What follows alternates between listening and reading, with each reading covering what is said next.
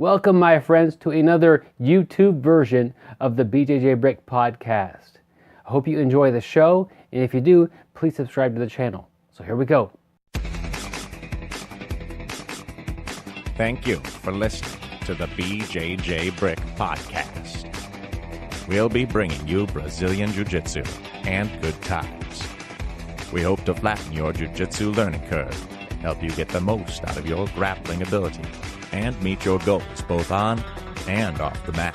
Welcome back, my friends, to the BJJ Brick Podcast. This is episode 226. My name is Byron. I'm here with my buddies Joe and Gary, having a good time today. We have a great episode. Tim Sledd returns to the podcast. Definitely one of our favorite guests to have on the show. I'll put links to the other interviews we've had with him on there. Once you hear this one, I can tell you what, you're gonna love the way he explains things and the content he brings. You'll want to check out his other interviews that we've done with him as well. So we got a lot going on this week. Great times ahead. Gary, Joe, how you guys doing? Hey, I'm doing good, Byron. How are you? Really good. Gary, how are you doing, my man? Life's treating me great. I'm glad to be back on the show, which I'm actually on every single week. No matter how hard you try, you can't escape. Yeah, can't get rid of me. Kind of like a bad case of ringworm. Oh man, even the Lamisil won't help there. But we were talking a little bit before the show, and Joe has an off the mat lesson. He hasn't shared us with it, but he says it'll be a fun one. Yeah. Hey, tell me, stop me if this sounds familiar, but last week or the week before, I had a conference call scheduled, a three-way call. And so it's getting time for the call, and I was ready, and I was working on some projects on my computer. I had Skype open in another window, and the call came in, and I just clicked OK to answer the call. And the other two fellas, I guess they didn't hear me, and they just went on talking about what they'd been talking about. Sound familiar, guys? We've done that same thing to you. That's right. It was you guys. So for the listeners, last time we recorded, Gary and Byron decided they were going to play a prank on me. But the only problem was they continued to scheme their plot after I got on the line. And so I guess Gary was going to pretend he had 15 rabid dogs in the backyard. And Byron started making comments in the show about, Gary, what is that noise? And of course, I didn't take the bait, and it only took a few minutes before it became apparent the prank was not going to pan out. And I thought about how that relates to jiu-jitsu, and the reality is much of our jiu-jitsu, I think, relies on misdirection and maybe a little bit of deception. A good example that I would use is like the arm drag from the standing position where your opponent grabs your wrist, and then you use that to feed their arm across and arm drag them. And if I'm going to do that, and the minute you touch my wrist, I just sling that across and start clutching and grabbing desperately your arm, odds are I'm not going to succeed, and I'm probably not going to get another chance to try it because I just telegraphed to you what my intentions are. So how's that strike you for a life lesson, guys? Joe, I just wanted to ask you, did you really not hear the dogs and the lions and the tigers in the background, or were you just saying that to make our prank even worse? No, I really couldn't hear much of that. I mean, I knew something was going on, but it wasn't. Okay. That kind of fell through as well. Yeah. So everything fell through. It was a hell of a prank. So occasionally I do the editing on that episode. And I could barely hear that as I'm editing the episode, and then finally one's loud enough, and we break down and talk about it. And I had to cut in and say, "Hey, this is Byron from the editing room. What's happening here is we're trying to do a prank, and actually the whole thing fell on its face." And explain to it some of the details behind it, because it was hard to hear those things. But it is the misdirection idea. What I think happened is I single-clicked on Joe's name to pull it up, and I thought I had to double-click his name to actually call him. He got added to the call. I didn't even notice, and we continued to talk about how this prank was going to be, one of the best ever, and he just listened in on it.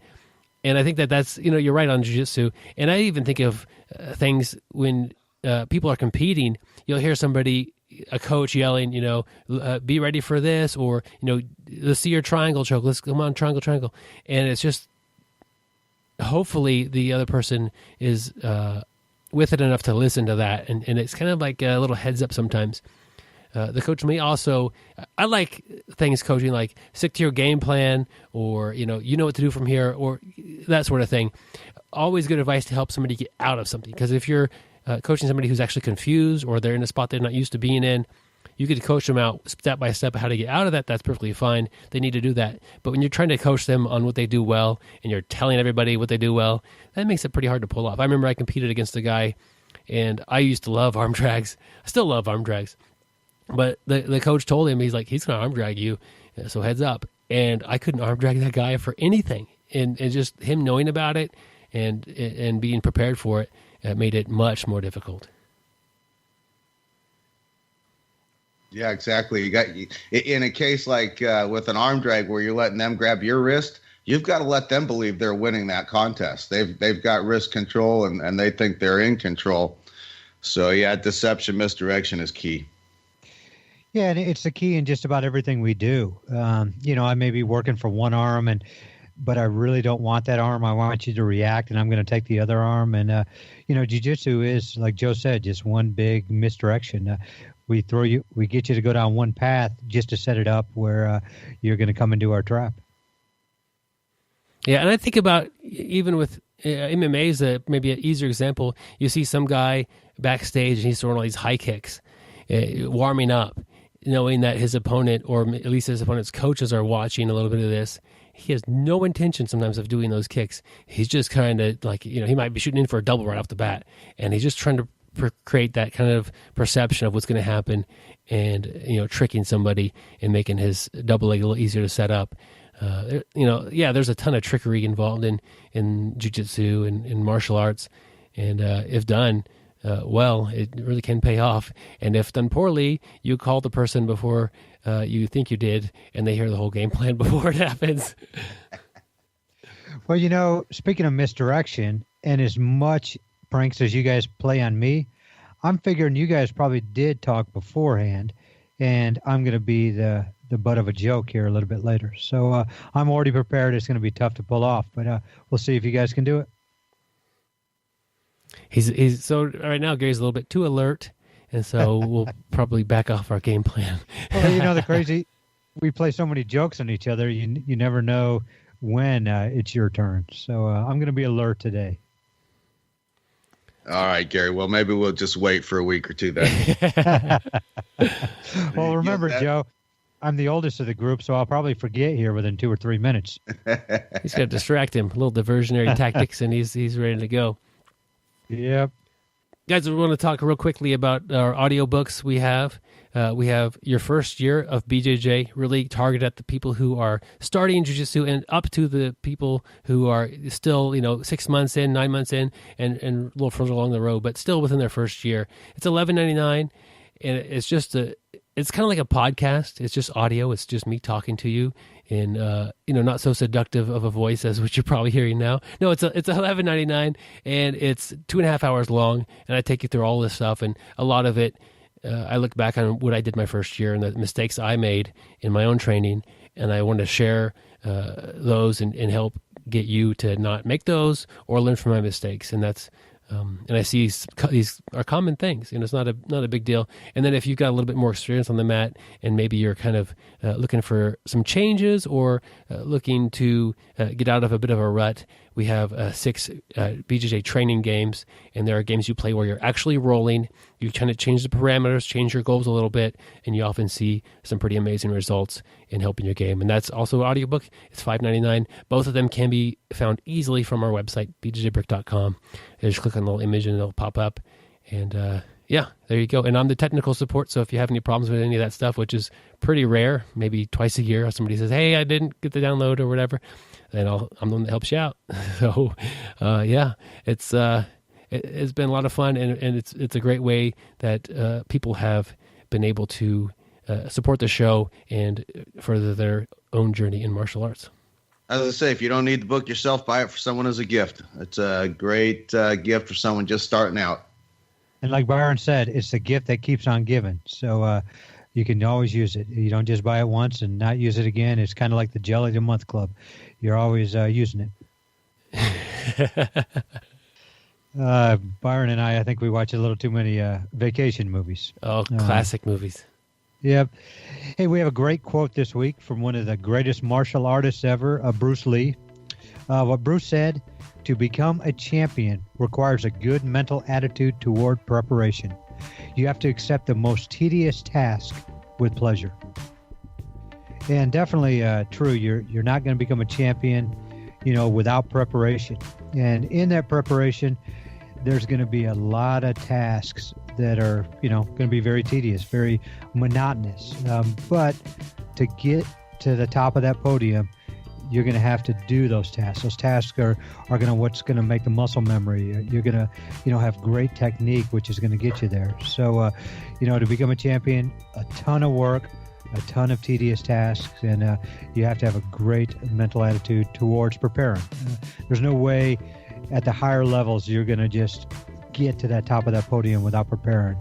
You've got to put in the time. You've got to put in the training, the dieting, the eating right, working the cardio, working the flexibility. All those little things, just add up and is going to lead to becoming a champion.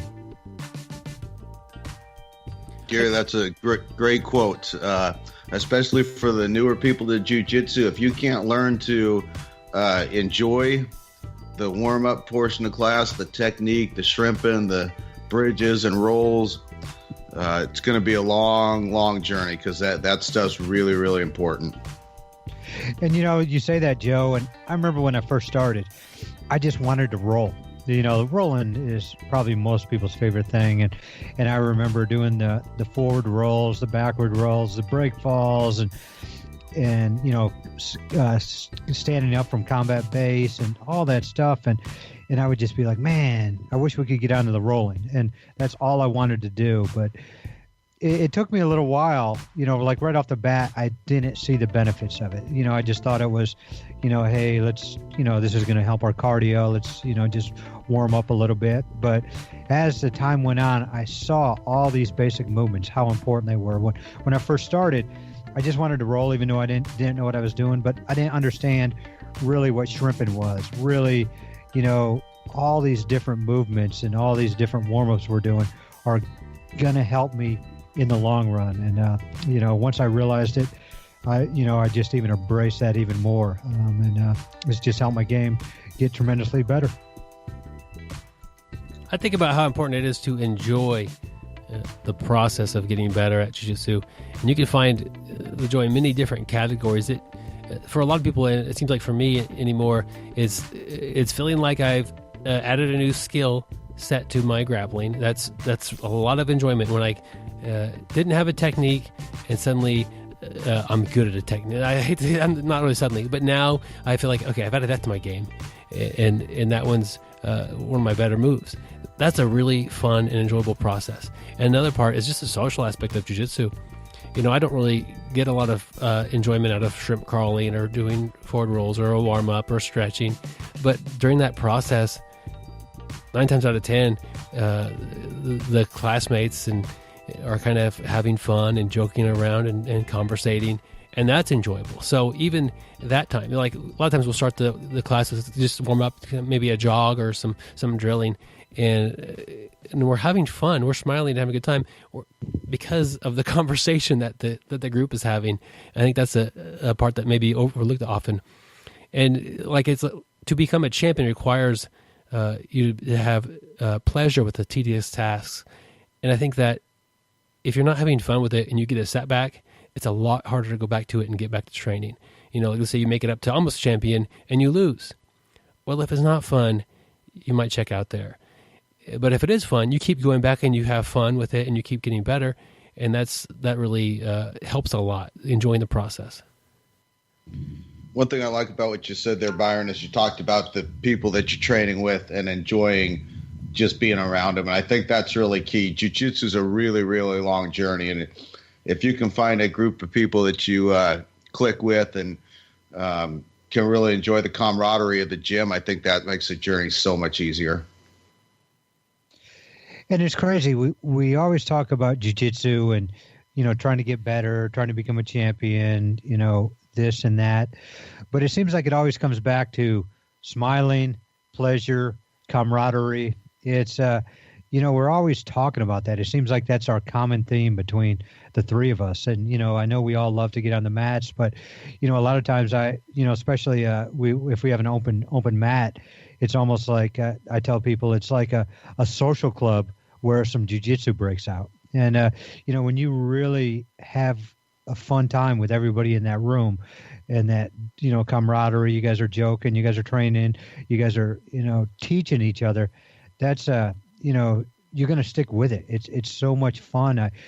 I just, even when I'm injured, I just want to go just to, see my buddies and talk to them. I don't consider them as, training partners versus, buddies. It's they're such good friends. I just want to be around them. Well said, Gary. And I think that's the environment you need to stick with it while, you have a rough time, or if you're working over an injury, or, you seem frustrated with your game. That social environment is a big deal. With the quote kind of wrapped up, I think it's time to get on with the interview. He is the most interesting grappler in the world. He has to strap on a parachute before attempting a flying armbar. PETA has protested his calf slicer. He can knee bar a snake. I don't always listen to podcasts, but when I do, I prefer the BJJ Brick podcast. Stay sweaty, my friends. All right, my friends, I'm really excited to bring Tim Sledd back to the show. Tim, we've had you on multiple times. I think the first couple episodes were like in the mid-90s, and we had you back in the mid-hundreds, and now we got you back in the kind of the mid to early 200 episodes. Like, you're one of my favorite guests to have on the show. You're really good at explaining yourself, and you have a lot of interesting ideas and thoughts about jiu-jitsu. And you really helped introduce me to my favorite guard pass. We'll get to that a little bit today. Tim, welcome back to the BJJ Break podcast. Oh man, thanks for the kind words. I appreciate it. I'm happy to be back on your show. You've done some great episodes over a long span of time, and a lot to be proud of with your podcast. It's great. Well, thank you for the kind words. It's been a little while since we've had an actual sit-down interview with you. Can you bring us back up to speed? Kind of what's going on with the current Tim Sledd? Sure. Yeah. Life's crazy. So the sort of synopsis of me was I was in Indiana for a while practicing law. I was a chief deputy prosecutor, owned a gym in Indiana, decided to make a career move and a family move. Moved to California, opened a gym in Oceanside, California. It's in San Diego County. I was the director of Atos affiliate, the Atos affiliate organization under Professor Andre. And, then due to some family reasons, had to come back to Indiana all of a sudden in 2016. So I'm now back in Indiana. I'm back to practicing law and, still teaching and training jiu-jitsu as often as I can. And I'm still an avid student of the martial art. That bug definitely never left. Well, that's good to hear that you're still on the mats and making that transition back there. How's the school going? So I'm training at a gym called Vortex Martial Arts in Bloomington, Indiana. It's a great school. It's owned by Mick Williams. He's a brown belt under James Klingerman. And a super good guy. He's a policeman, owns this gym. It's a great environment, good people. One of my black belts, Dave Henthorne, is one of the main instructors there. I teach morning classes, and, I train there often. Just a really good group of people, open mindset. The doors are open. When I moved back to Indiana, I knew I was going to have to work extra hard in the legal field again. Didn't want to be distracted by owning a gym yet. So, I reached out to James Klingerman and Mick Williams, and I said, hey, I need a home base. And they were just like, make your home base here, come here. And, I still get to be, under my team and my flag, and my students are mine. But, we're just a mixing pot there of people that just want to train hard, train well, train smart, and, just a bunch of great men and women on the mat there. That's good to hear, that you found a home. I think people find that common. For whatever reason, you move, 20 miles, or you move across the country, or really around the world, and one of the first things you do is find a place to train, and it kind of immediately gives you almost a new family and people that you quickly get to know and like. And I think that's a thing that many people experience in jiu-jitsu. That's what I do on vacations. I base my vacations off of where am I going to be able to train. That's very nice. So we've had a few interviews with you, but I'll put links to those in the show notes so people can go by and check those out as well. There's some of my, like I said before, there's some of my favorite interviews. I really urge everybody to go check them out again. But just tell me a little bit about maybe your style of grappling and in which you prefer to do on the mat and that sort of thing. Sure. So a little bit of my grappling pedigree. I was a wrestler, a Midwest wrestler. Started in second grade. Did it in middle school and high school. I wasn't great. I wasn't, like a state qualifier or anything like that. But I just loved wrestling. I loved the mental challenge as well as the physical challenge. Then, so sort of would date me. The first UFCs came out when I was in high school, and I was watching those, and I was just rooting for these guys to beat up Hoist because he wasn't punching and he wasn't doing anything. But then I started to really become impressed by the fact that despite not punching or doing any effective striking, he was making these really tough guys give up. And so I started training shoot fighting at a school in Lafayette, Indiana. Then when I came to college at Indiana University, they actually had a Gracie Jiu-Jitsu class for academic credit. So I started taking that, met Greg Lucas, who was the instructor, trained under him. I got my blue belt on a spring break trip to the Torrance Gracie Academy. That was in 2000. After that, I was under Master Kaiki from blue belt through brown belt. Trained with him extensively. And then in 2010, I made a shift. I went Ronin for a number of months, almost a year. And that was right when Professor Andre Galvao moved to the United States. I made contact with him, met him, and he and I became fast friends, really quick friends. We have a deep friendship. It's hard to believe we're going on 8 years that we've been friends.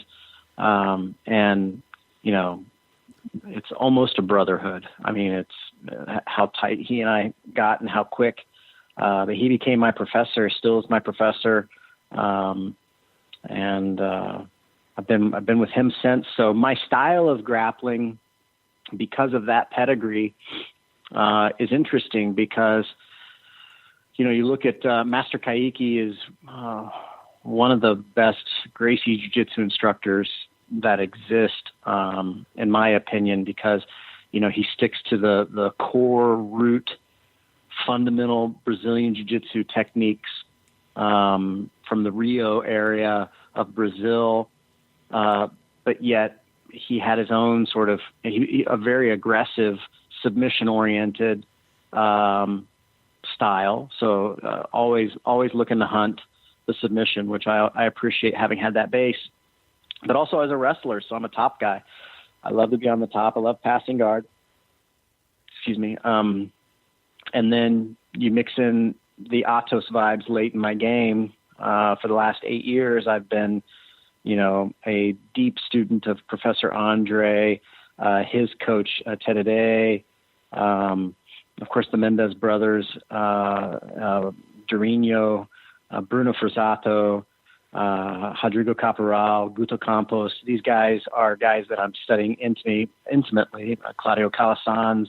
I've taken something from all of their games as sort of the core of the original Atos team. And if this is going to be my team, I want to emulate them. So I've taken in what they do well in my comfort zones and tried to master it. So, I would hope that if somebody had to objectively characterize my jiu-jitsu game, they would say that it's a very heavy pressure attack, submission-oriented jiu-jitsu game. Where do you apply most of your pressure from? During the pass, during side, mount, back? So I love to pass the guard, and obviously I love holding what I call the leg drag position. And in that position, the pressure doesn't feel like you're actually smashing a person. The pressure feels like you're immobilizing a person or locking them into a position where they can only move in one direction, which aids us taking either the back or a mount. But where I use the most pressure is cross-side top, whether it's in Kazuri Kisagatami or, a reverse-facing cross-side. I love to smash people there. I believe that jiu-jitsu is an oxygen deprivation game, especially the older you get. The goal is to drive, if you think of it like in an economics sense, I want my adversary to spend all of their capital before I spend mine. So I want to drive them into deprivation, oxygen deprivation, while I have a surplus. And heavy cross-side top pressure is a wonderful place to do that because you can lock in structurally without using, a lot of your big muscle groups to squeeze or push or drive. You can lock in structurally, but you can decrease their ability to intake oxygen. And you can cause people to panic. You can cause people to have to make the conscious decision of whether they want to tap or poop their pants, and these are things that definitely gain a psychological victory that can help, especially as you get older, sort of take out some of the steam of somebody who might be spastic or athletic or stronger than you. If you can get into that position, it's a great way to impose your ultimate game, your submission game on somebody. Yeah, you said quite a bit there, and we were talking a little bit before we got to recording here, and I am a big fan of your leg drag DVD, the leg drag workshop, and that's really taught me most of what I know about leg drags. And leg drag is, I think, my favorite guard pass. And so, if that kind of shows you the kind of impact you've had on my passing ability. And one of my favorite things to do when I'm trying to help somebody develop a leg drag is like just obtain the leg drag, and then I like to have them just try to stay there for a little while and see what happens, and just hold that position. Yeah. And usually, what happens is you just pass the guard anyway, because it's really hard for them to recover a guard from there if you're holding everything correctly. And I think that it buys them a little bit of time and some focused training in the position so that they get a little more time, as opposed to just passing right away. I think that's just kind of the way it's designed. Exactly. I think so on the DVD, one of the things I articulate is that though it is what I call a modern jiu-jitsu position, it meets all of the solid tenets of a fundamental Brazilian jiu-jitsu technique. When you look at the filter of goodness of the fundamental jiu-jitsu techniques, they were safety oriented. They were, so you wanted to make sure that you weren't going into a bad position to catch this technique. You wanted to make sure that if this technique fails, you end up in either a better position or an equally dominant position. You want to make sure that you're using leverage versus strength or speed. You want so maximum mechanical value, and you want it to be something that a little person can execute against a big person, so that size isn't necessarily a determinant factor in the success of the technique. And the leg drag position and the leg drag techniques for passing, that's one of the it meets all of those tenets in my mind. If you leg drag somebody and you get to the leg drag position and the position fails, you're usually cross-eyed. They've turned into you, slip their hips away, and you've passed their guard, and now you're cross-eyed. So I view that as success. If you're in the leg drag position and they turn away, you're taking the back. So you didn't hold the position, but the failure of the position leads to an even more dominant position, the back. So it's a position that when it fails, you end up in a better or equal position than when you started.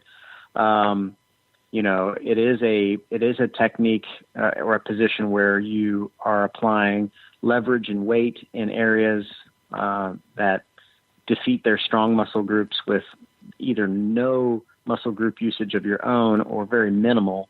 So it is leverage over strength and athleticism or strength and speed. So I really love the leg drag position for that. And I go there. I shot that DVD back in 2012. It was the first DVD on the market, specifically on the leg drag position. And, it's not a flavor of the day technique or position. It's something that when you add it to your game, it has become just as common of a position as sort of your normal cross-eyed pins. Yeah, and that's kind of the way I find it as well. And I think the reason why I like it so much is as I'm confronted with such a variety of different guards to pass, I'm able to find an avenue to the leg drag pretty consistently, and that's been a great benefit. Just for the idea of getting the time in and getting those reps against live opponents is they're doing this guard, I could try to leg drag that. They're doing, that guard, I could try to leg drag that. There's a lot of answers to different guards there. You kind of mentioned the flavor of the day. I'd like to kind of get your thoughts on how those pop up and how those influence students in their training and development. Yeah, so I am a staunch opponent of what I call flavor of the day Kool-Aid techniques, and I think so. Number one, I love jiu-jitsu, and I love all of the different techniques of jiu-jitsu. Like I appreciate even techniques that I can't execute. I'm not a great big Berimbolo guy because I've wrestled all my life. I've done jiu-jitsu a long time. My neck, I really don't want to get underneath like that, and I don't invert often. But I love watching it get done, and I appreciate it, and I do study it and practice it to try to learn how to do it. So I want to start with the fact that I believe that we should try to learn the whole martial art. In doing that, I'm old school in the sense that I believe there's a hierarchy of techniques, and because there's a hierarchy of techniques, the defenses to those to sort of your core staple techniques are pretty well known, and it makes it difficult to get the start in jiu-jitsu. So, a white belt trying to hit an Americana on a black belt in live rolling is going to be very difficult to do because the black belt will have seen an Americana attack, countless times over the decade of training that it took for that person to get to the black belt level. And the white belt's going to think that the efficacy of that technique is going to be, not true, not that it's not effective. But, and so what happens is the white, blue, and sometimes purple belts will gravitate toward less common techniques that maybe, tricky or risky or flavor of the day, a brand new sort of look at something versus training sort of the fundamentals because, the higher belts won't have had as many looks at it, so they can get away with it for a while. Now, there's nothing wrong to getting good at those systems, but you can't get good at those systems at the cost of getting good at your root, your core, your fundamental techniques. take, for example, trying to think of something that's out there right now. Like there's a big push on like using single leg X to get to the heel hook. Single leg X, awesome position. Heel hooks, fantastic submission. And most schools don't allow heel hooks until you're an upper level.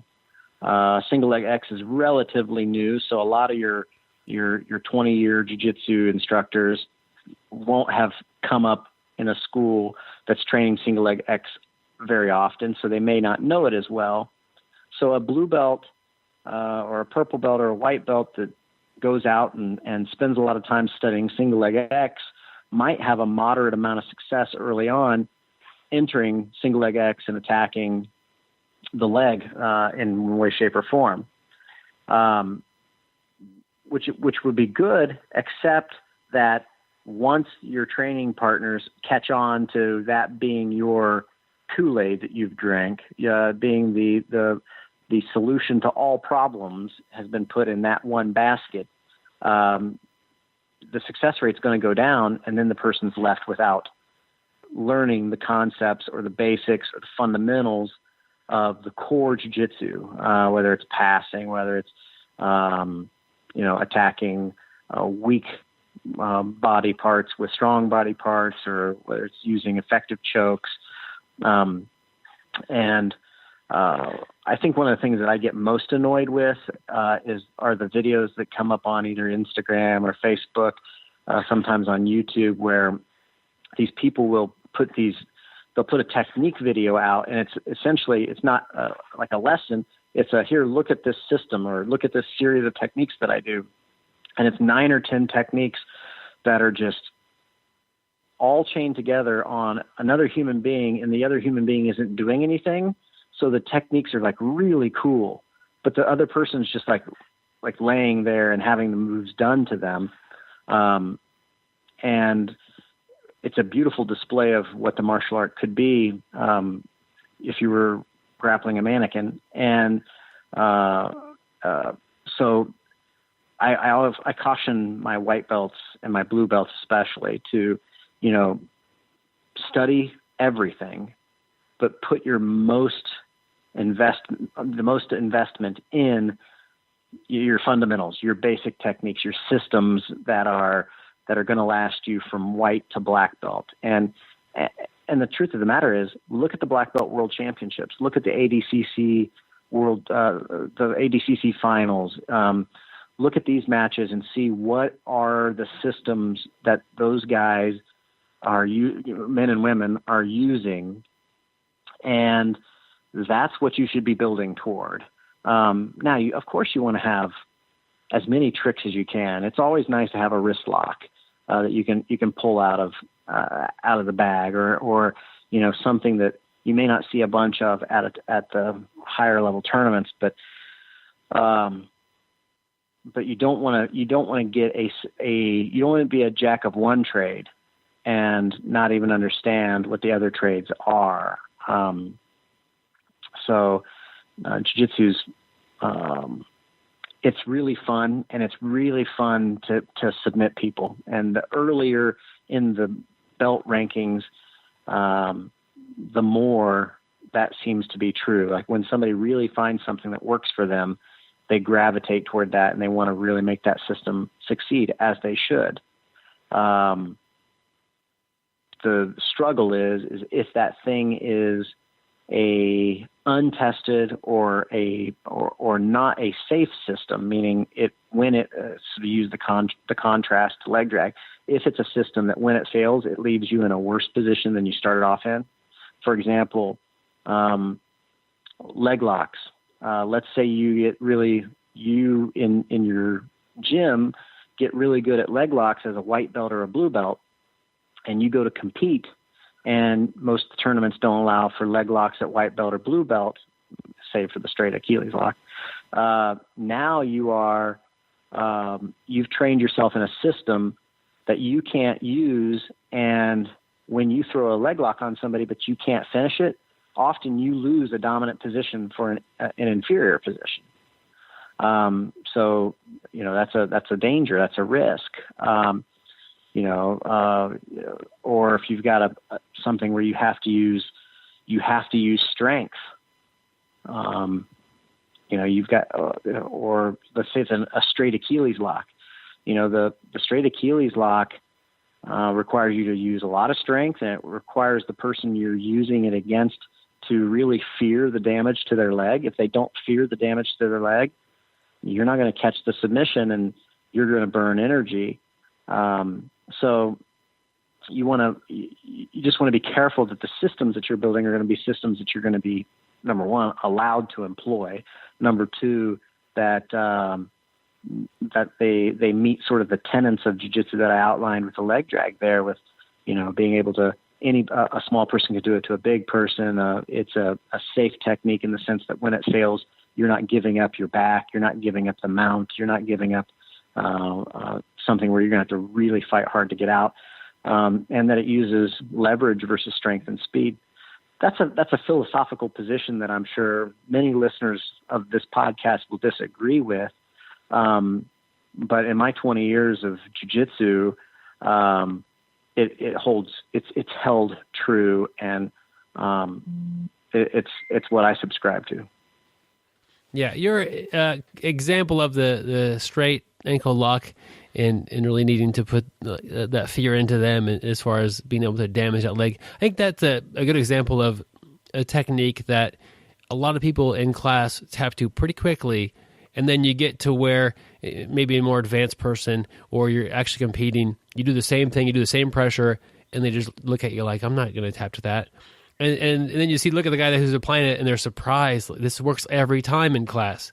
Well, maybe they're just a little scared of what's happening to their foot, or it's fine to be a little cautious of your foot, but once you understand how it's applied, I've been put in those, and it was like they were going to do a lot of damage to my leg, but most students, I kind of just put the boot on, is what we say here, and just deal with it from there. And you did. I like your point about the videos, the Instagram videos. I don't know where else, they're probably everywhere, but somebody will show a technique on a willing opponent, and they'll do like 10 things deep, and that's kind of like the breaking like soft boards of jiu-jitsu, you know what I mean? Like, exactly. It looks really cool. That looks awesome. Or you bake these cinder blocks, and then you could snap them with your pinky or whatever.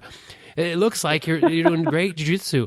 But in reality, if you're having to go to the third or fourth thing, it probably would make more sense to back up a notch and tighten up those first couple of combinations. And if you could make that stick and land, you're better off. And spend the time that you could spend on the 10th technique down the road, and spend that to find more avenues and make that funnel wider to get to that first technique and make your first and second one work. Exactly. So that, and that's, I don't see any way really around, with the internet, students are going to go out and find things out of curiosity, and there are going to be some cool things out there, and it's just going to be a little back and forth as far as what they're able to find value in. One thing that I've used is when I'm adding something to my game, am I able to get to where I can do that to people who are about as good as me on the mats? And if I'm just picking on the lower belts, or people who are who I could basically do anything to anyway, that's okay for when I'm still learning the technique. But once I get it down, I should be able to jump up the ranks a little bit. And if I'm not able to do that, I need to figure out what's wrong with it, or is it not something for me? Yeah, that's right. And that is a fantastic analysis that I think every student should use. So, and how I use that same analysis in teaching is I tell my students, look, if you're going to go learn a technique, the first thing you want to do is you want to practice in sparring. You want to try to practice to execute that technique on people who are a lower rank than you. Then once you're catching it consistently on people who are a lower rank than you, you need to walk it up the ranks. So, and I do this myself. If I want to see how a technique's going to work, like I learn a technique, or maybe I conceptualize or wonder about a little different part of a technique that I already know, I'll roll with white belts, won't tell them what I'm doing, and I'll seek out that position, that submission, and I'll execute it, and I'll get good at executing that, and then I'll kind of step it up to the next level, the blues and the purples and the browns, and then my ultimate hope is can I catch my black belts or the black belts that I'm training with that technique. And the interesting thing is my highest. So I've rolled with a lot of black belts and a lot of really, really good black belts. My techniques that I submit the most black belts with is Americana and a 5-finger guillotine, the Hingertine. And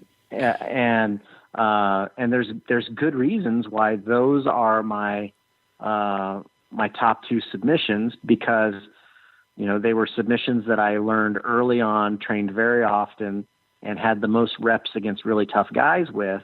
Now, the reverse arm bar from top cross-side is my favorite submission. It's my go-to submission. But on black belts, it's hard to get that arm straight. But it's not hard to get the arm trapped, and then they don't want to straighten it, so they leave it bent, branch up, and I can catch the Americana.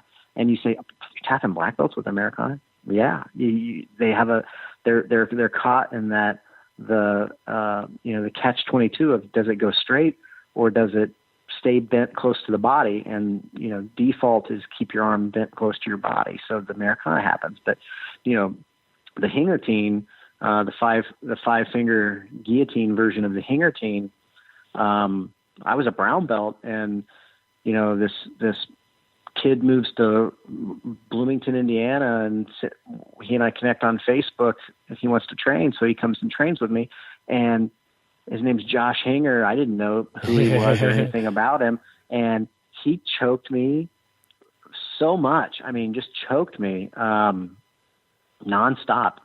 no gi with this guillotine, and from all different places. And I was just like, this thing is hyper effective. And so I became a student of it. I mean, he was a training partner. He hadn't trained a whole lot of gi before he came to Indiana. So in a sense, he was a student of mine for a time. I wouldn't call Josh Hinger my student. I didn't then, and I don't now, but he was taking my gi classes to grow more confident in the gi, because his no-gi game was so solid then. I mean, he's 2-time world champion at the adult now. At a master's age competitor, he's won the adult black belt IBJJF World Championships twice in a row now. So his no-gi game is legit. Needless to say, but so I just studied him and studied his system, and that's one of those techniques where I don't lose position. It doesn't take any size or strength. It's leverage. A little person can do it to a big person, and I just love it. But so how did I get good at that, though? I didn't get good at the Hingertine by throwing Hingertines on my brown and black belt training partners. I got good at finding it, rolling with my white belt training partners, rolling with my blue belt training partners, rolling with my purples, and then, walking it up the ladder. So just like you were saying, if you can't hit the top level, the people who are your peers, then you either need to step it down and get it to where you can master it to the next level, or maybe it's just not a good technique for you.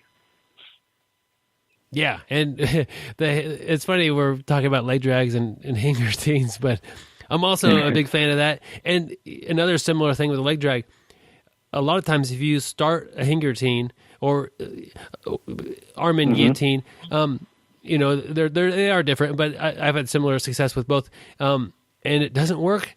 A lot of times you get a better position out of the deal anyway, and that's a nice thing that happens to your opponent. I can't remember if it's a meme or if it was just something Josh posted, but Josh had AJ Agazarm. I think it was in the American Nationals in 2014. He went up against AJ Agazarm, and AJ didn't respect Josh at the time, didn't know who he was, didn't pay much attention to him, and thought he was just going to go out there and out wrestle Josh. And Josh caught him in in the Hingertine, and there's a picture of Josh holding Agazarm in the guillotine, and I think it was a meme that Josh either created or somebody created for Josh that said, the Hingertine making wrestlers rethink the shot for the last 20 years or something like that. It's something silly. And I mean, you're exactly right. That's what that makes me think of is even if you don't catch the submission, you can take somebody's shot away from them. You can, if you hit it from a butterfly guard or a close guard or a half guard, you can go from bottom to the top, which philosophically in my book is one of the main objectives of Brazilian Jiu-Jitsu is figuring out how we can go from the inferior to the superior position. Yeah. That's also one of those great techniques. And I get a lot from butterfly, and I get a lot from side control when they're working the underhook and, they're trying to get out, and they gave me that arm in right there. And, exactly. and a lot of times if I don't get it, it's because they've backed off of what they're doing so much because I grabbed their chin. And I don't know. I mean, that's another great example of a technique that once you start it and you kind of get established, it's going to work out good for you, even if even if you don't get the actual finish of where you wanted to go. Exactly. So true. You and I, as the years tick by, I know I've learned a lot about myself and dealing with grappling as I approach 40. You mentioned that you've got quite a bit of years on the mat. What have you learned that has helped preserve your ability to stay on the mats and keep you safe and having a good time? Well, I think one of the big things for me was not just on the mat, but just sort of in life in general, is being humble and trying to reduce my self-image, my ego, as much as possible. I am not a world-class competitor. Never have been, not striving to be. So my view is that I want to be the best instructor I can be. I want to impart not only great philosophy of jiu-jitsu into my students, but I want to make their jiu-jitsu journey shorter to black belt than mine was. I want them to forego many of the sort of training ruts and stagnations that I went through. I want to help them through that. So for me, when I smack hands and bump fists, almost always now I am throwing myself into an inferior position. Bottom cross side.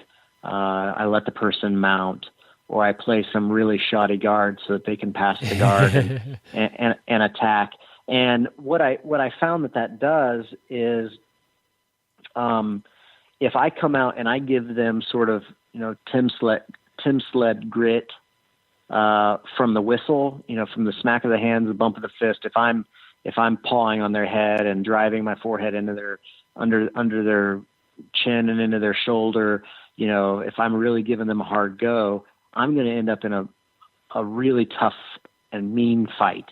And, I find myself, I would rather work my way into that sort of situation than start my way out in that situation. So that's one of the things. I love to roll hard. I still am not a big fan of getting submitted, and what I mean by that is I'm not a big fan of getting caught. I don't mind getting submitted if I've fed that to the person, but if I'm getting beat by my training partners, and I don't think that I gave it to them, I tend to really ramp myself up to try to get out of it. And that's part of that's ego that I have to smash, part of that selfishness or self-centeredness that I have to sort of mute. But at the same time, that's just the competitiveness in me that says, if I give you my arm or set you up so that you should be able to take my arm, I'll tap all day long. I don't mind that. that's fine. I'll make you work for it. You'll work hard to get it, but I'm going to give it. But if you surprise me with a good guard pass, or you do an arm cut transition on me that I didn't see and didn't expect, and you take my back and you start throwing in a bow and arrow choke, which, by the way, is probably the technique I get tapped with the most, which frustrates me to no end. But on those, I'm going to fight like the dickens to get out of there because I want to survive. That's not what I wanted to do. So I think to answer your question directly, what do I do is I really try to take my ego out of my roles. I'm an instructor. I'm a professor. My job is to make everyone else around me better. The rising tide raises all ships. So if I make my white, blue, and purple belts as good as I was when I was a brown belt, or as good as I was when I got my black belt, I'm going to be I'm now a second degree, but let's say when I'm a third degree, fourth degree, I'm going to be that much better because everybody around me is going to be that much tougher. So I pour everything I can into my students as far as giving them all of my secrets. I don't have anything that I hold back. If a student asks me, hey, how do I get out from the bottom of cross-side when you're crushing me? Because that's one of my A games, I teach them. And then it's harder than heck for me to get there. But that makes me have to strive to be that much more technical to get there. But yeah, I think this is for anybody who is, I read on, I think it was Facebook, you say that you're going to be interviewing Roy Harris. I've been a huge Roy Harris fan since 2003. And that's when I first found out about him. He had a small website at that time that had some great information on it. I started reading up his information. And then at some point, I wish I could tell you what year it was, probably around 2004 or 5, he came out with a DVD called BJJ for Grapplers Over 40. And it was a DVD. Roy Dean's in it as a brown belt. And he just goes over some concepts of survival. I was in my 20s, and I started implementing some of those techniques right away, how to survive. And now as a 40-year-old, I'm 40.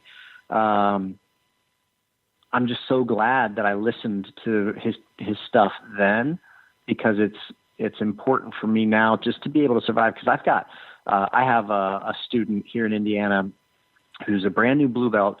His name's Tyree, and he is an exceptional athlete. He is a sponge for technique, and he's really young. So he's got piss and vinegar for days. There's no gas tank on him. It's pure rocket fuel, and matching him strength for strength, I lose. Matching him endurance for endurance, I lose. I mean, there's just no way. My jiu-jitsu has to be better than his, and it is, but it won't be forever, because I'm going to teach him everything I know. And my goal is he will be catching me more than I catch him at some point. And well, actually, my goal is that he moves out to San Diego and starts training with Professor Andre and wins some world championships. He's got that skill level. He reminds me of Josh Hinger in a lot of ways. But what my point is I just have to take my ego out of it. I'm not in these classes to fight or get injured. I'm in these classes to make these people better. Yeah. A few minutes ago, you mentioned how you fight so much harder when somebody actually hits you with a good guard pass, or they take your back. Is like, I do the same thing. Over the past 2 years, maybe 18 months or so, I've been put this choked unconscious like 3 or 4 times, all by purple belts and below. And I up till then, I've never been choked out, maybe just once. And it's like, I'm just fighting. I think part of it is I'm ignoring the choke too long, and they're a little bit slower coming on. But part of it is like, like I just think I can get out, and it's not bothering me. It's not bothering me. Next thing I know, they're waking me up. It's like, it happened again. And I don't like that. I don't think it's healthy for me to do that.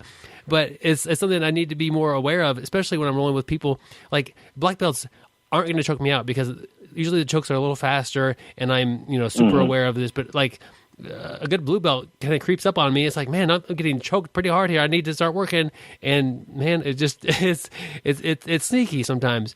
But Well, the other thing is, like, a blue belt will slap on a choke when they shouldn't.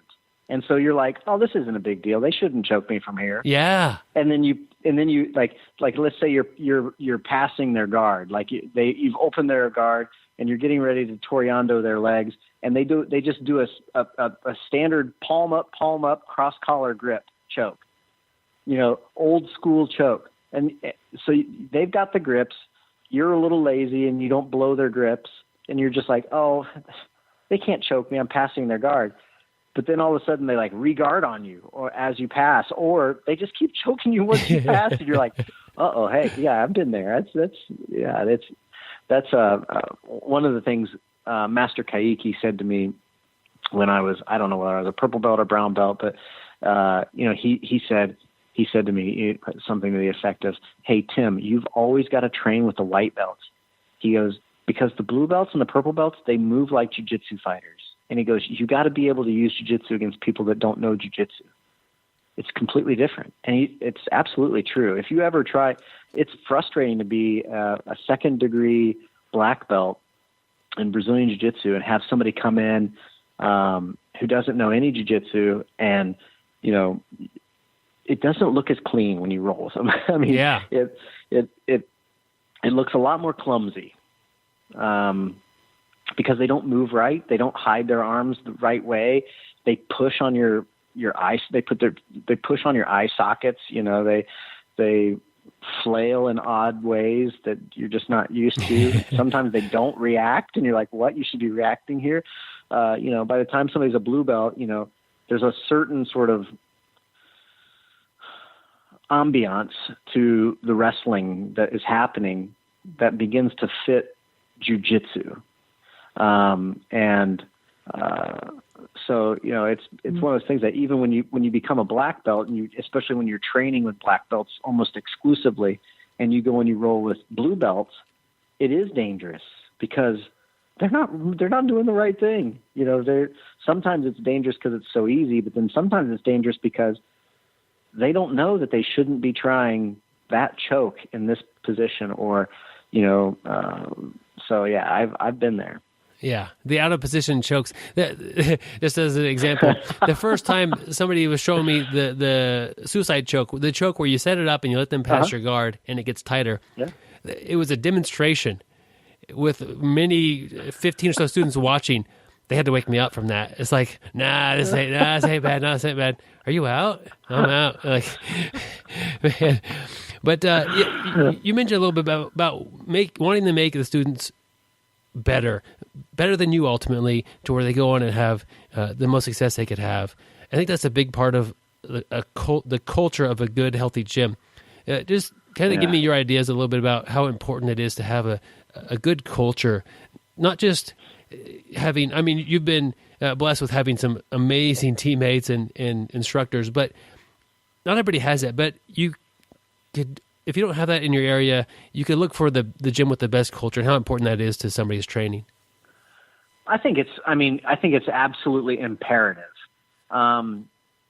Because here's what it boils down to. Your jiu-jitsu gym is going to be a group of people that you are going to be sharing a lot of intimate time with. So the culture has to match what you want what you need.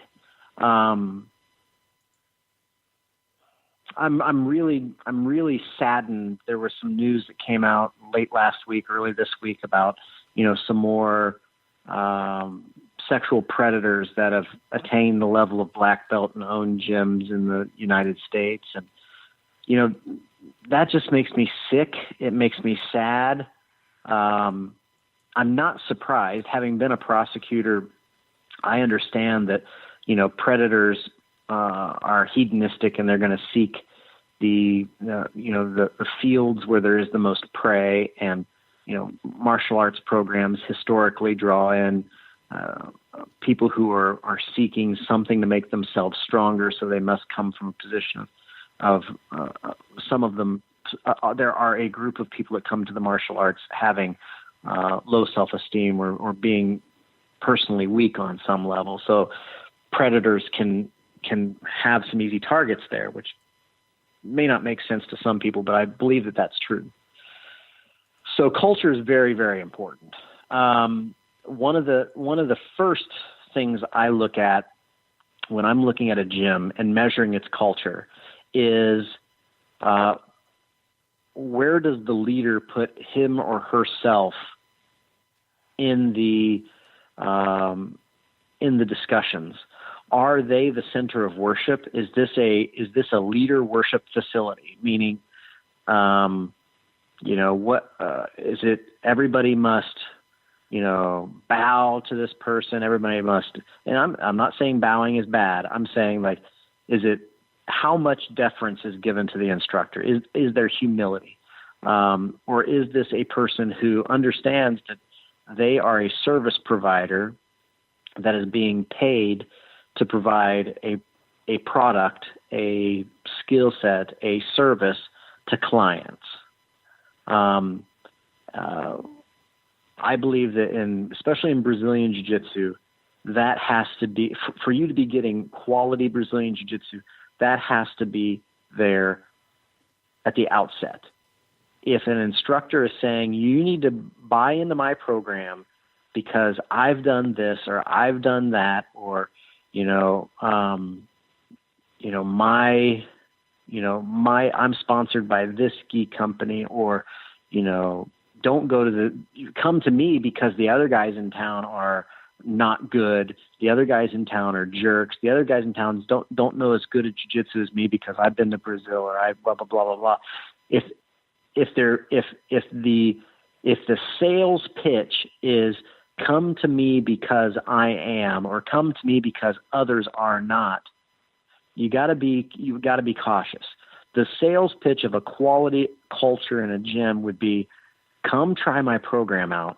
I want to show you how I teach. I want you to see, what our classes look like. I want you to, meet some of the people in the class. I want you to figure out whether you're going to like my method of instruction. That's quality.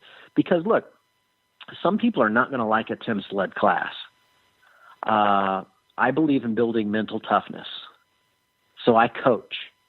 In the morning classes, we call them daybreaker classes at the gym that I'm teaching at right now.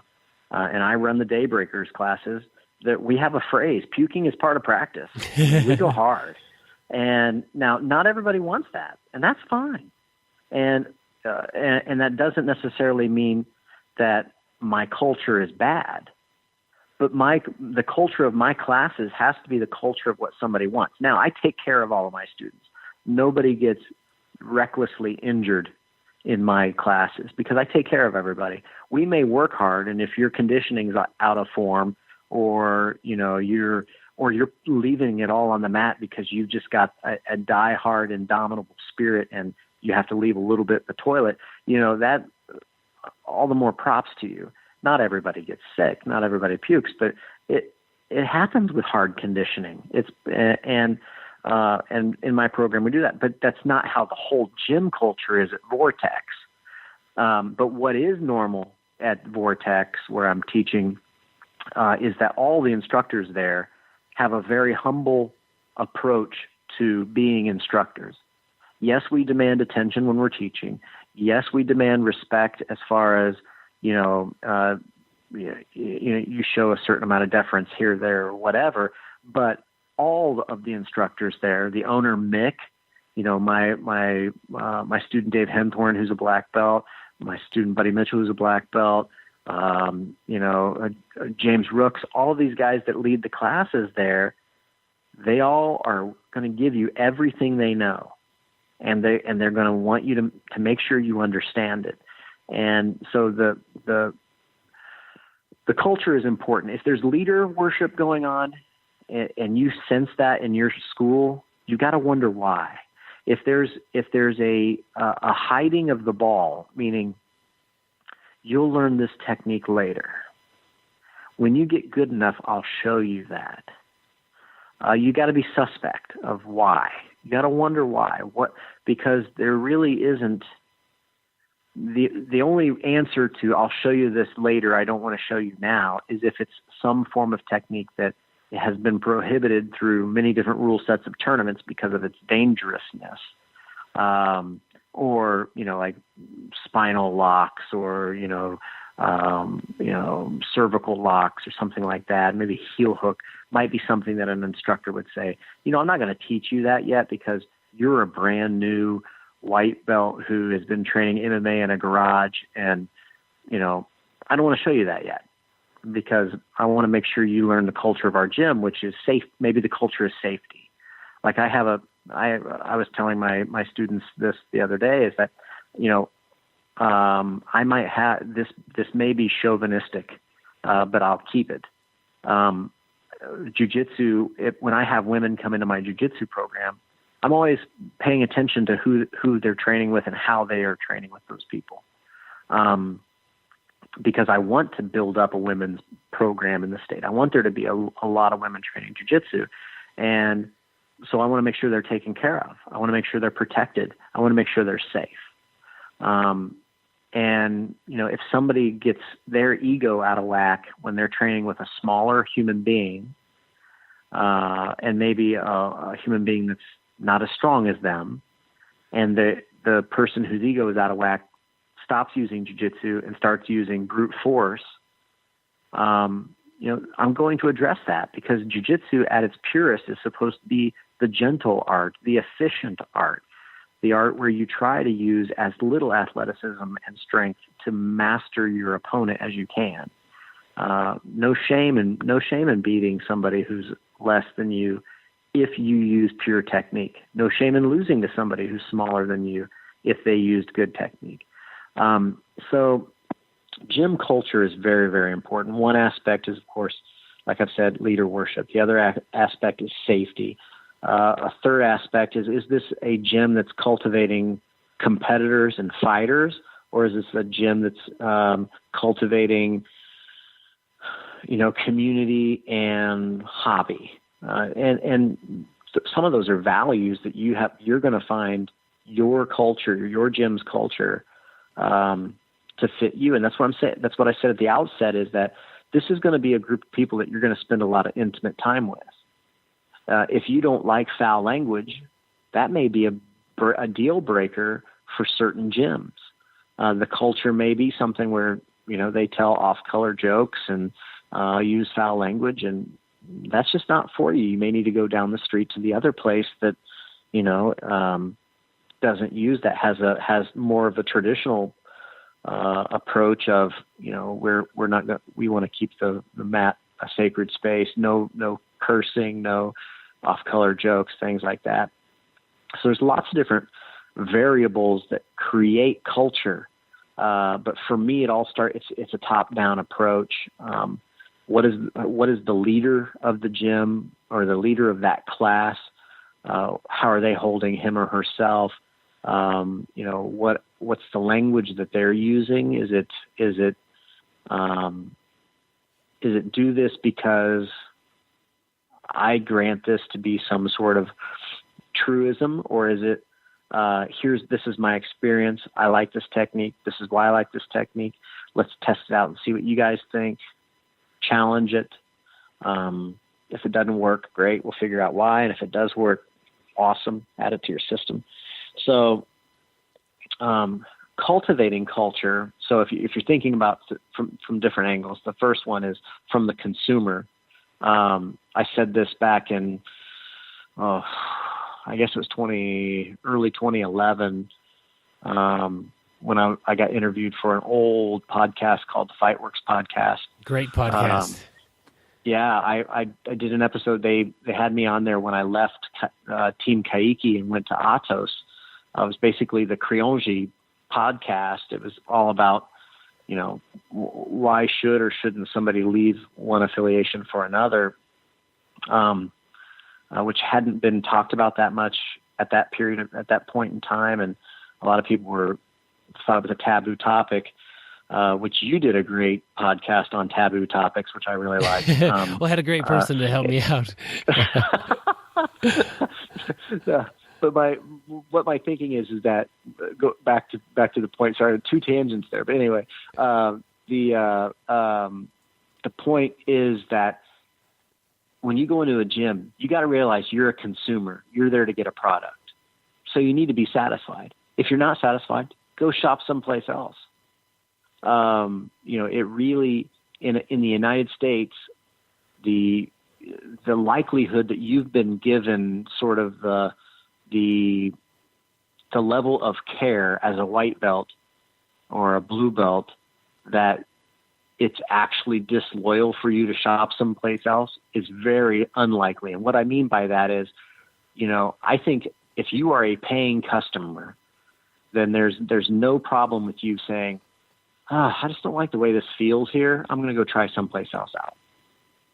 However, if you're somebody like Frangia, he pulled Jeff Glover off of a skateboard and said, "Come train jiu-jitsu at my gym." And he did that day in and day out, day in and day out, day in and day out, and he built Jeff Glover up. I don't know I doubt Jeff Glover ever paid anything. I don't think he did. He was basically like Frangia's sort of scholarship kid, and Frangia basically became a de facto dad to him. And, if Jeff betrayed Frangia and left him to open a gym next door, that's criange, in my opinion. That's low. That's dirty, because here's a guy who gave you years of free training or years of his heart for nothing, and then you stab him in the back. But Jeff Glover didn't do that. So Jeff Glover and Frangia are very close, and I admire their relationship quite a lot.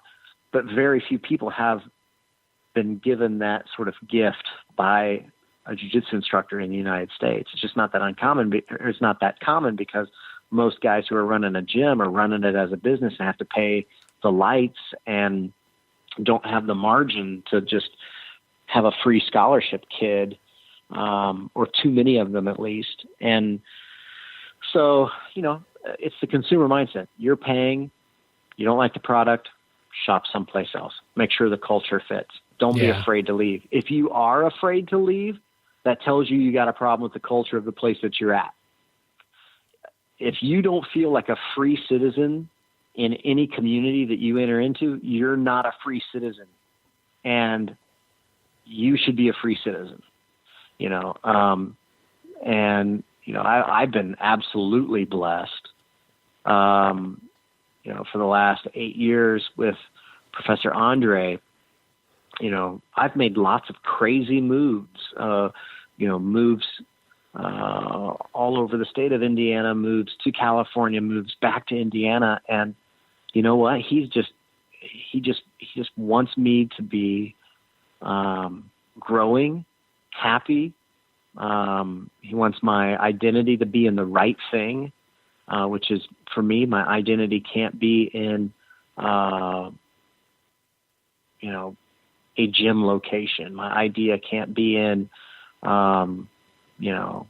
who's wearing my patches and who isn't wearing my patches. My identity's got to be in what impact I'm making on the people's lives day in and day out that I come into contact with. And so I strive to have, my leaders throughout jiu-jitsu, and especially in the later years here, have been people who that's what I've been looking for. The reason I'm under Professor Andre is because that man cares about me and my progress in my jiu-jitsu. And I don't even know how much he cares about my jiu-jitsu at this point. He cares about me and my life. I mean, more than he cares about my mat time right now. But he does care about my jiu-jitsu. And he's, far exceeded his service that he's provided me, has far exceeded whatever I've paid him over, the last 8 years. I'm completely a satisfied customer. And everybody should say that about their instructor. I'm not saying go go shop and buy Andre. I mean, of course, do it, but you should be looking at your instructor and saying, that guy, wants me to get good at jiu-jitsu, wants me to be better than him. And if you can't say that, you got to wonder why, or you got to feel like you can leave without being ostracized or hated, because it really shouldn't be about that, especially if we can have mature adult conversations about it. Like, I've had people contact me and say, hey, I'm thinking about leaving my coach and I want to get your thoughts on this. And I usually say to them, well, what's the problem?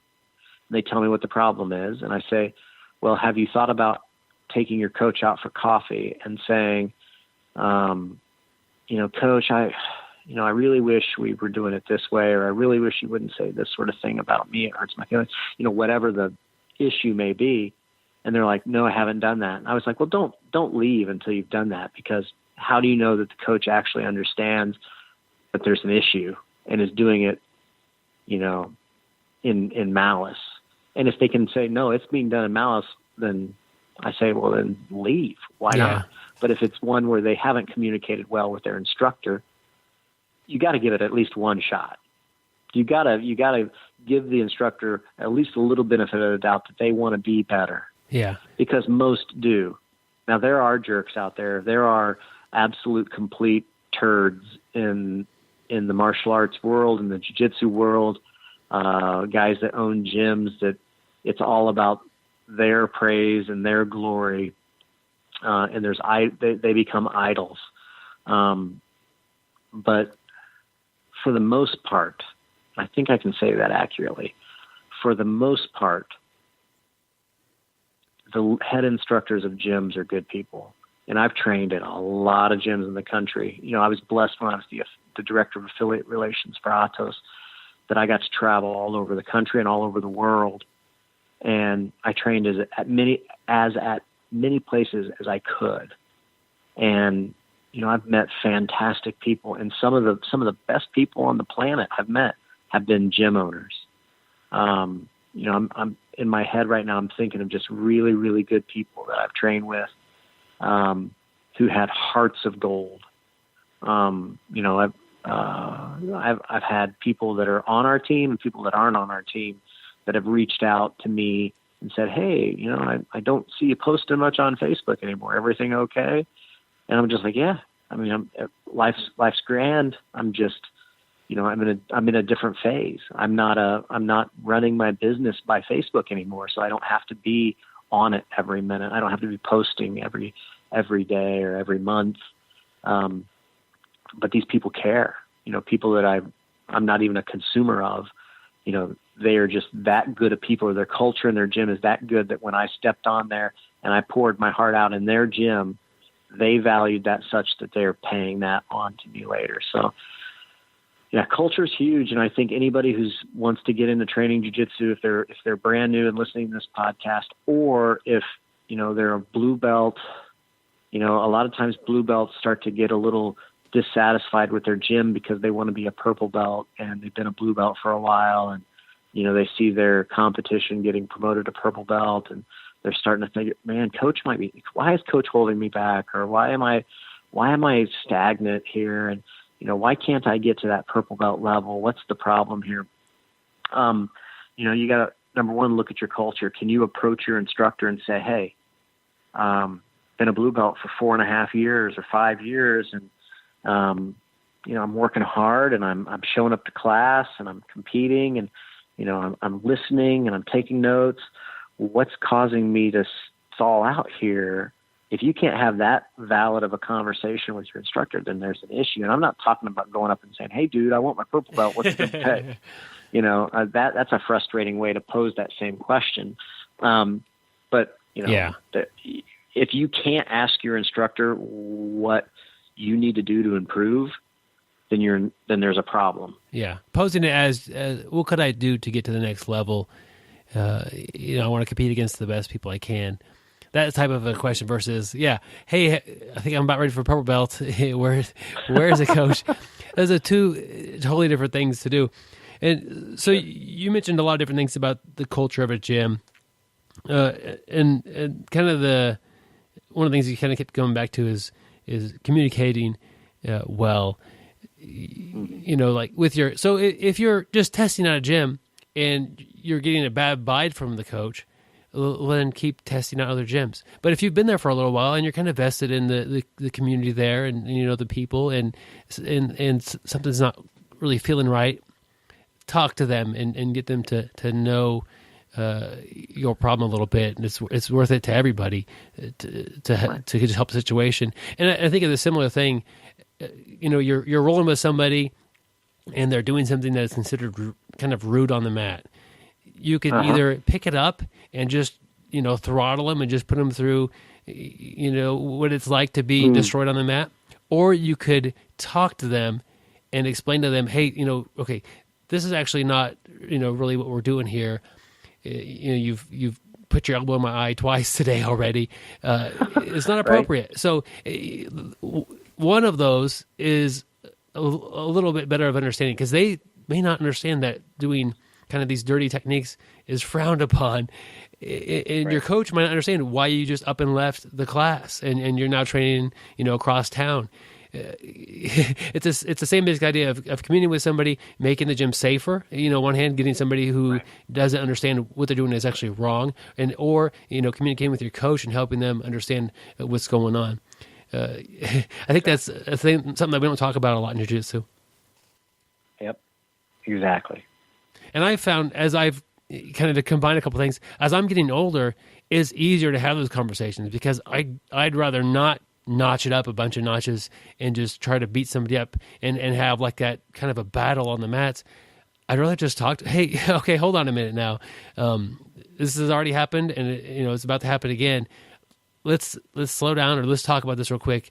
And because I guarantee you, they're doing it to other people as well. And it's really nice when somebody with a little bit more experience on the mat does that. But it could be done by anybody. But that's part of that. Shaping the culture of the environment. Does the coach occasionally watch people roll and correct behavior that he or she doesn't like on the mat, opposed to always leaving it to the students to just smash somebody and just drive somebody out of there that may ultimately be a good student if they could just learn how to roll correctly. Yeah, great example. And you mentioned the difference between a hobby gym or like the other end is a fight gym.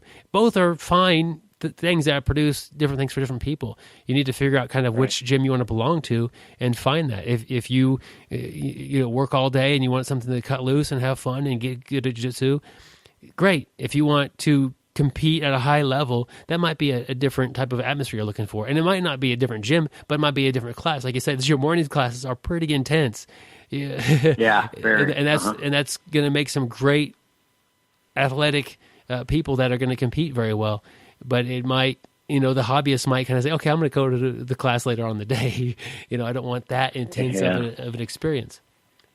Exactly. Yeah. And, I think it was either Henner or Huron Gracie posted way back in 2012 that they have sort of I think they call them the 5 C's of a good jiu-jitsu school. And it's the 5 things a consumer should consider when looking at a jiu-jitsu school. Number 1 was cleanliness. What does the gym smell like? What do the mats look like? How are the people? Are there gnats flying around their heads? Do they stink really, really badly? You want to clean. Cleanliness should be important to you on some level. Coach's curriculum, coach's credentials. Is it a coach that has a certain requisite amount of time under their belt? Are they a black belt? If they're not a black belt, what's their training pedigree? Who is their coach? That sort of thing, so that you're getting quality instruction. Curriculum. What is the gym's curriculum? Is the gym an MMA / jiu-jitsu gym? Is the gym a sport jiu-jitsu gym? Is the gym a self-defense jiu-jitsu gym? Curriculum is going to be something that you want to A, does the school have a curriculum? You sure hope that they have a curriculum. B, is it the type of curriculum that you're looking for? I am not looking for an MMA gym. At 40 years old, having grappled all of my life, if there was a gym, if there's a really, really good jiu-jitsu school that's curriculum is MMA, jiu-jitsu, MMA / jiu-jitsu, and then right next door to it is a good jiu-jitsu program that's less known, but it's just gi jiu-jitsu, I'm going to go to the gi jiu-jitsu school. But a lot of my guys might say, no, I'm going to go over and do the fight too. So they might go there. So that's a factor. So cleanliness, coach's credentials, curriculum, class time. Do they have classes at the time that you want them? And then I'm spacing the last C, but we can call it culture. Let's just call it culture, and then we'll look it up. We'll look it up online later. The culture needs to be right. So if there were 4, we'll make it 5, and if there were 5, we'll make it 6 and figure out what the 5th one was. But I think that it's exactly what, not every jiu-jitsu practitioner is going to fit the mold of the next person either.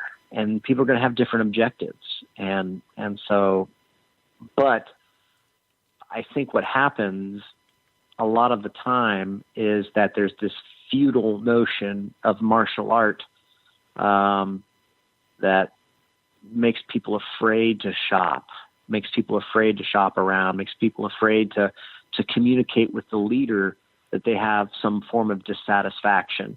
And that's sad. And I really hope that it's never the case in my programs. I don't know how many times I've had people come up and ask me appropriately, hey, what is it going to take for me to get to my blue belt or my purple belt? And, we start talking about it, and often they find they're not as far away as what it seemed. But usually when they ask that, I give them an assignment sheet of tasks they need to do. And, I put them on task. And that helps them. Yeah. And just the idea of the frustrated blue belt changing schools to get a purple belt, it's oftentimes really difficult for an instructor just to hand to somebody who is recently walking through the door a new belt. Yeah. I mean, it's pretty awkward, and sometimes they'll hold them back a little while longer than they actually need to be, just so that they really get that relationship with them, because there's more to the belt than just the actual skill. They want to build some kind of relationship with you before they hand you a piece of themselves, giving them that stamp of approval for that belt level. Yeah. I know that's true for me. My rule is, it holds true to this day. I have never suggested somebody be promoted to a purple belt, meaning when I was less than a black belt, I never asked a black belt to tie a purple belt on somebody, nor have I ever put a purple belt on somebody who has quit jiu-jitsu. So they are all either black belts, brown belts, or purple belts and still training. So for me, to get a purple belt from me, you have to be somebody that I know is not going to quit jiu-jitsu. When I tie a purple belt on somebody, everyone that I've tied on, I say that to. I say, I am tying this on you in full confidence that you're going to make it to black belt. And for me to be able to say that means I know the person. I have a relationship with the person, and I've trained with them. And I don't. There's nothing in the law. There's nothing in jiu-jitsu. There's no jiu-jitsu Bible, but if there was, there's no commandment in there that says that I have to promote people to purple belt. So I've placed a standard on purple belt. For me, is that it's an elite belt, and it's a belt that somebody has proven to me they are completely committed to the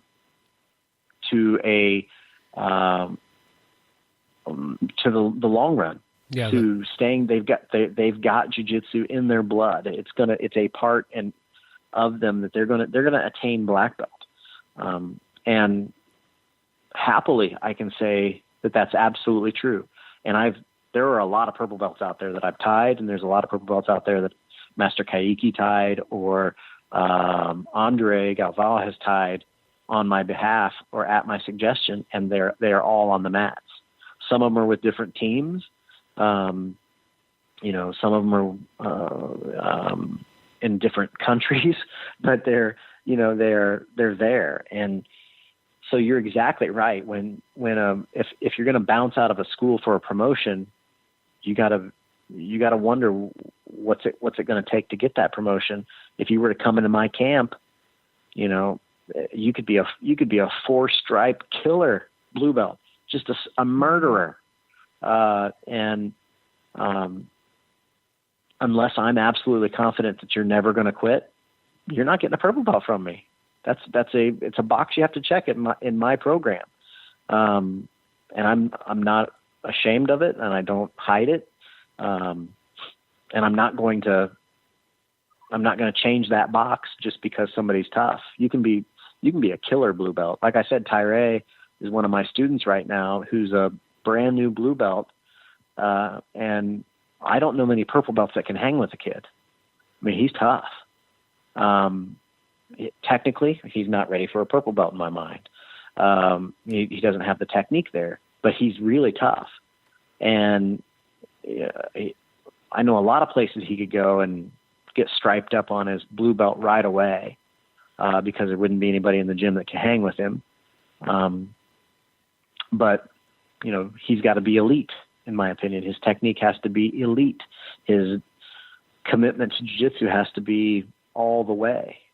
And when he gets there, he'll get a purple belt, either from me or from Professor Andre or whomever he gets it from. But so yeah, leaving for a belt promotion is such a bad idea. I mean, it's really a mistake. And I try to if ever somebody's coming to me and saying, I want to leave my coach because, man, he's holding me back. I usually have a lot of conversations with the person about why they feel like they deserve something that they have no ability to measure whether they deserve it or not. Yeah, and that could be frustrating, but it is true. It's hard to judge where you're at. Just thinking back to school, I know I've turned in lots of papers I thought were really good, and they were terrible. And I can't judge my own work. It's hard to do. But I thought, here's this is good, and to get back, it's all covered in red ink, and I could even bring an example a little bit more up to date. I type up an article for the website. I just give it to my wife. Hey, check this. This is great, and she rips it apart. Like, she's my editor. I'm like, man, I'm barely even literate anymore because compared to her. So love it. I can't judge. It's hard for me to judge the ability of that because I'm not there. And so for the blue belt to try to say I'm there for this and I'm ready, they might see things other that you're not seeing. Tim, I don't want to get like real deep into this, but do you do a lot of stripes, or do you kind of stay away from doing stripes on belts? No, I do stripes, especially for white belts. I think stripes are important. So in my system, how it works is, the first stripe is one where I see somebody really committing to it, committing to jiu-jitsu, committing to the training, and overcome some personal deficiency that they had. So, you get a raw, non-athletic person who comes in and starts to train jiu-jitsu. Man, they're timid, they're scared, they move sloppy, everything's kind of wrong. After a few months, if they're committed to jiu-jitsu, they like it. You can see you'll see them start to move with confidence. When they start to move with confidence, that's when I know they're starting to get ready for a stripe. And then, a second stripe comes when I start to see them using technique well. They may not have a lot of technique, but the technique that they have, they use well. The third stripe is an important stripe. It happens usually we're approaching a year into their practice of jiu-jitsu. They are committed to their attendance. They're committed to learning the techniques. They're committed to sparring. They're not hiding. They're not shying away from defeat. They're showing some of the mental toughness that I want them to show. And so I want to start gearing them toward a blue belt vocabulary list. So at 3 stripes on the white belt, I hand them what I call my minimum set of techniques that they need to know to be a blue belt. And it's a long list. It's a big list of techniques. And I expect relative mastery of it. Almost without fail, the 3-stripe blue or 3-stripe white belt looks at the list and says, I don't know what a lot of these are. And then, so what we do is I pair them up with a class buddy, and they start working those techniques. They come in early or they stay late. We work on some of the techniques and they start to say, oh yeah, I did see that in this class. And, oh, I know what that is. I just call it a different name, or, oh, I forgot about that move. And it starts to come around. But by the time they get their 4th stripe on their white belt, they're definitely at the year mark, maybe a little over a year mark. And now I'm starting to gauge, how are they as a student as well? I want I'm big on building culture. So I want blue belts to be bringing up white belts. I want white belts to be bringing up lower white belts, meaning if a new person comes to class, I don't want that new person sitting off on the edge, not getting talked to, not getting demonstrated with. So I watch how the 4-stripers handle the 1-stripers or the fresh white belts. And I'm looking for leadership. I'm looking for somebody who's trying to guide the new student into the community, trying to build up a training partner. And then I don't believe in belt testing, but what I do believe in is what I call pre-testing. So I run my potential blue belts, my blue belt candidates. I run them through a screening of that minimum set of techniques list, and looking for their proficiency at those techniques when they're called upon to execute those techniques, but they don't know what technique I'm going to call them to execute. And then the last component before they can get a blue belt under me is that they have to teach one of the techniques off of that list without knowing which technique it's going to be, and they have to teach it to the class as if we're all white belts.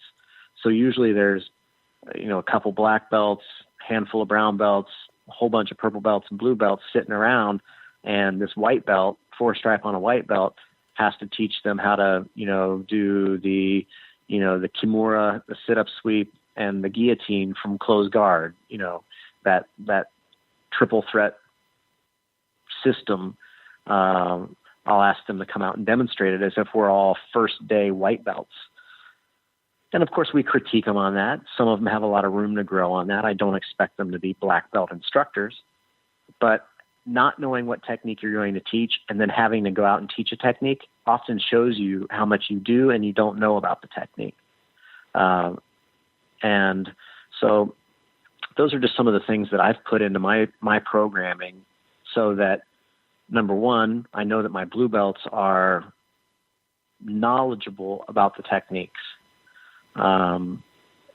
You'll notice that there was not a requirement that they go win PANS or a NAGA or a regional tournament of any sort, because I don't believe that to be a blue belt you have to have competed.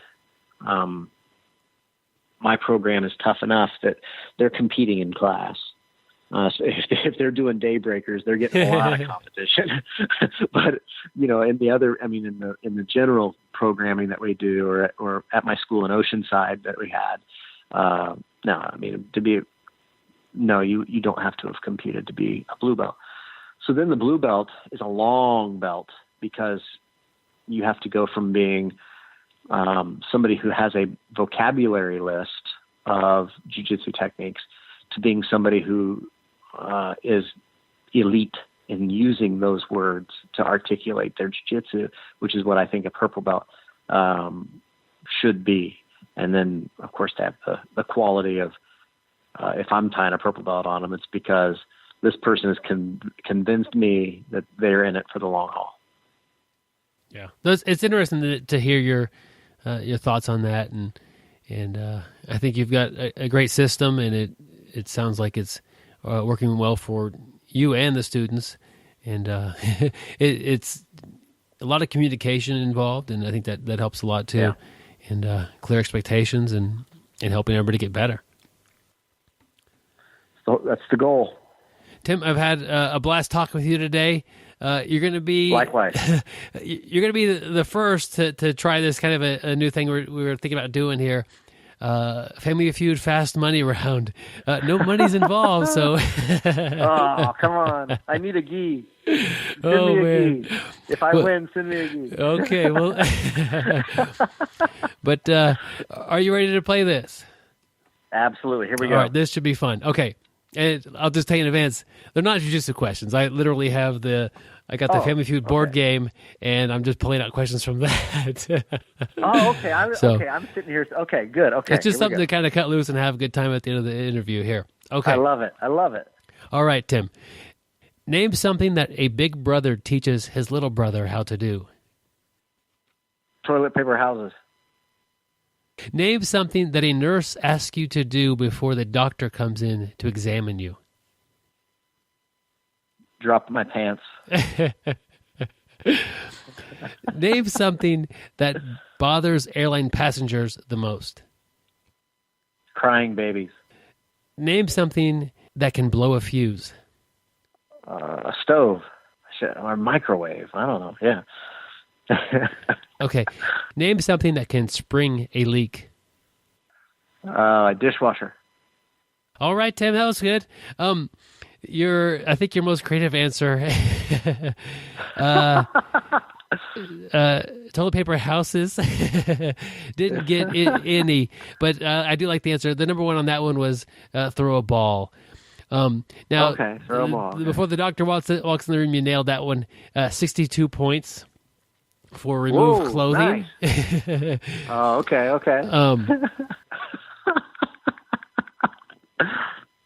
Name something that bothers airline passengers the most. Crying babies or children, 23 points. That would be tied for the number one answer. Very nicely done. Nice. Name something that can blow a fuse. Lights is the number one answer. Stove, sort of cooking appliances. I don't really see anything on there for that. And then name something that can spring a leak. You say dishwasher, like a kitchen area, 35 points for a faucet in the kitchen. Okay, yeah. So that gives you a total of 120 points. That's a ding ding ding. That's ding, very ding. good. Whoever would follow you up would have an easy time. It is funny that your number one answer is remove your clothes. That got you a lot of points. It's always nice. You did great, Tim. Thanks for playing along with us, and I'm sure everybody enjoyed playing along at home as well. That was fun. Tim, I had a blast having you on the show. You're welcome back anytime. Awesome. Thank you so much for having me on, and we need to get together and train sometime. Absolutely. I would look forward to that, and then probably look back on it as fond memories, but as I'm getting smashed in side control, I might regret some of that. I promise to try. All right. Well, I'll get a hold of you soon. All right. It's an honor to have Tim Sledd back on the show, learning from him again. And if you go back and listen to the older episodes, I really learn a lot every time we get him on the show. And that's a great opportunity for me, and hopefully you as well. I always feel like if I'm learning something, hopefully you're learning something as well, and we can explore jiu-jitsu together. Hey, guys, how'd you like to talk about a little article this week? It's probably my favorite part besides messing with Byron. So, yeah, definitely. I'm in for it, Joe. Okay. This is on the site Neutral Ground Martial Arts, and the title is The White Stripe, a neurotic conversation I had with myself. And I got to admit, I'm pulling a Gary this week, and I'm just reading the article as we're doing the show. Maybe I'll blame it on Byron. I didn't get the show notes until moments before the show. But I have had time to breeze through it while we're doing the show. It's an interesting article, and it stems from. I encourage you guys to go check it out, the listeners. But it stems from an conversation he had with himself, where he was insecurity was creeping in. He was questioning, why aren't I getting stripes and keeping up with my teammates and stuff. So interesting article. Before we talk more about it, Byron, Gary, how many stripes have you guys had in your career? That's a funny question. Gary, you go first. 0. Yeah. You've had zero as well, Byron? Yeah, I'm made it my entire way without getting a stripe ever. And stripes, at least here where we are, really came about maybe 4 or 5, probably closer to 3 or 4 years ago. And I think they're a great tool to help with motivation. Yes. And to help it with encouragement. Because I remember being a white belt with 2 years, and just like, it's hard to tell how I'm doing with no pat on the back as far as recognition like that goes. And so I think it's great for people to get those stripes and to see that. And it's been a while, but my wife got a stripe on her belt, and it did pick her up a little bit. Like, she's like, I got a stripe. And so when we are out with people and she talks about jiu-jitsu, she will frequently mention, not like bragging, but I got a stripe. And she's funny to hear her talk about it, is like literally unannounced. Like, I didn't know this was happening. After we got done rolling, they called me in the front of class, and they took a piece of athletic tape and put it on my belt. And she goes, I don't know how I earned it, and I don't know why they use athletic tape, but that's what happened, and now I have a stripe. And it's just like, she feels like she's a little bit better than when she got there. And she doesn't see a lot of that while she's rolling, although I see it in her, and she is definitely getting better. But oh, definitely. She sees that, we see that in her, I think. And it wasn't my decision to do that. It was Coach Fox's decision. But I didn't realize the effect it would have as far as like a little bit of motivation. And she's just going to train, just kind of like Gary and I do. You just go train and you have fun. And in her case, she tries to have fun and get a little better at jiu-jitsu. And it happened. Now in Wichita, maybe I think it's more common throughout jiu-jitsu, are more stripes. Not a secret. Haven't got a stripe yet. I guess my first stripe will be on my black belt, and that's kind of neat. But it just wasn't done back then. It's not like we weren't the only ones getting stripes. But I do think it's a great idea. Some gyms do stripes, some don't. But the good thing about jiu-jitsu is it's a long journey to become a black belt. You're not going to get it in 2 years. You're not going to, it's just not that fast moving martial art where you're just going to show up for a couple classes and just get it at a certain time. It's you put in a lot of hard work, and you do have a lot of time between belts. And I think it does show somebody, let's say they're a blue belt and, they get their first stripe and they're like, you're just that much closer, when you see that stripe on you, to getting your purple belt. And then you get another stripe and you're like, man, I'm almost there. I'm getting closer and closer. And, I just think it keeps you on the right path. It keeps you motivated. You're excited to get it. And you can see how happy people are just by, their Facebook posts from, getting a stripe. So, I think stripes are great. It keeps you on that path. It keeps you motivated. It basically solidifies that you're getting closer. It's a way, it's kind of like a little report card. We don't get report cards, and I guess this is our quarterly report card. The article is really cool because it goes through something that I think we all go through quite a bit. Aaron is talking, to himself, and he's trying to keep himself positive. Like, wow, that person got a stripe. Good for them. But I didn't get a stripe this time. What's the deal with that? Am I not doing as well? And he kind of walks that conversation, and he's always trying to bring himself back up. And the other part of him is like saying, maybe you're not good at this. Maybe this isn't for you. And he's just trying to kind of fight that off a little bit. And I think that's a common thing. We start jiu-jitsu, and sure enough, there's somebody who started around the same time as you did. And just by the way things are, you guys don't get better at the same rate. And so this person may reach blue belt before you've got 2 stripes on your belt. It doesn't, that's just the way it is on the mats. And just to compare yourself to people all the time is pretty, it can be pretty rough on you. And even the other way around, if let's just say Gary and I started, and although Gary and I got our blue belts the same day, let's say Gary got his 6 months before I did, and then suddenly I figured something out in Gary's game, and now I'm, catching him a lot more, and it's clear that I've surpassed his ability. Now he's going to be down about, I used to be way better than him, and now he's above me in skill. Just to compare yourself to other people, teammates, opponents, whatever, could be pretty rough on the way that you get through jiu-jitsu long term. Yeah, I would agree with that. So what part do stripes play in that? I mean, do you need stripes to validate your progress? And how does your gym do it as far as are there any standards, or it's just up to how the coach feels that day? Well, so Gary's the top guy with his group, and he doesn't award stripes.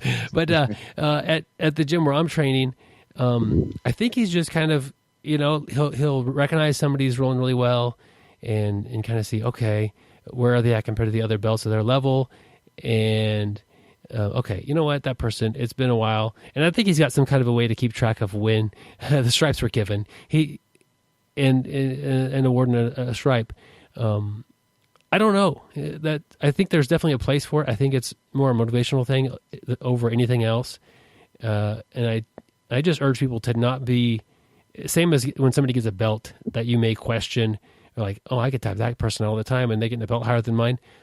Don't play that game. It's not smart for you long term. Everybody's on their own journey, and you don't know. The belt doesn't only signify how well you roll.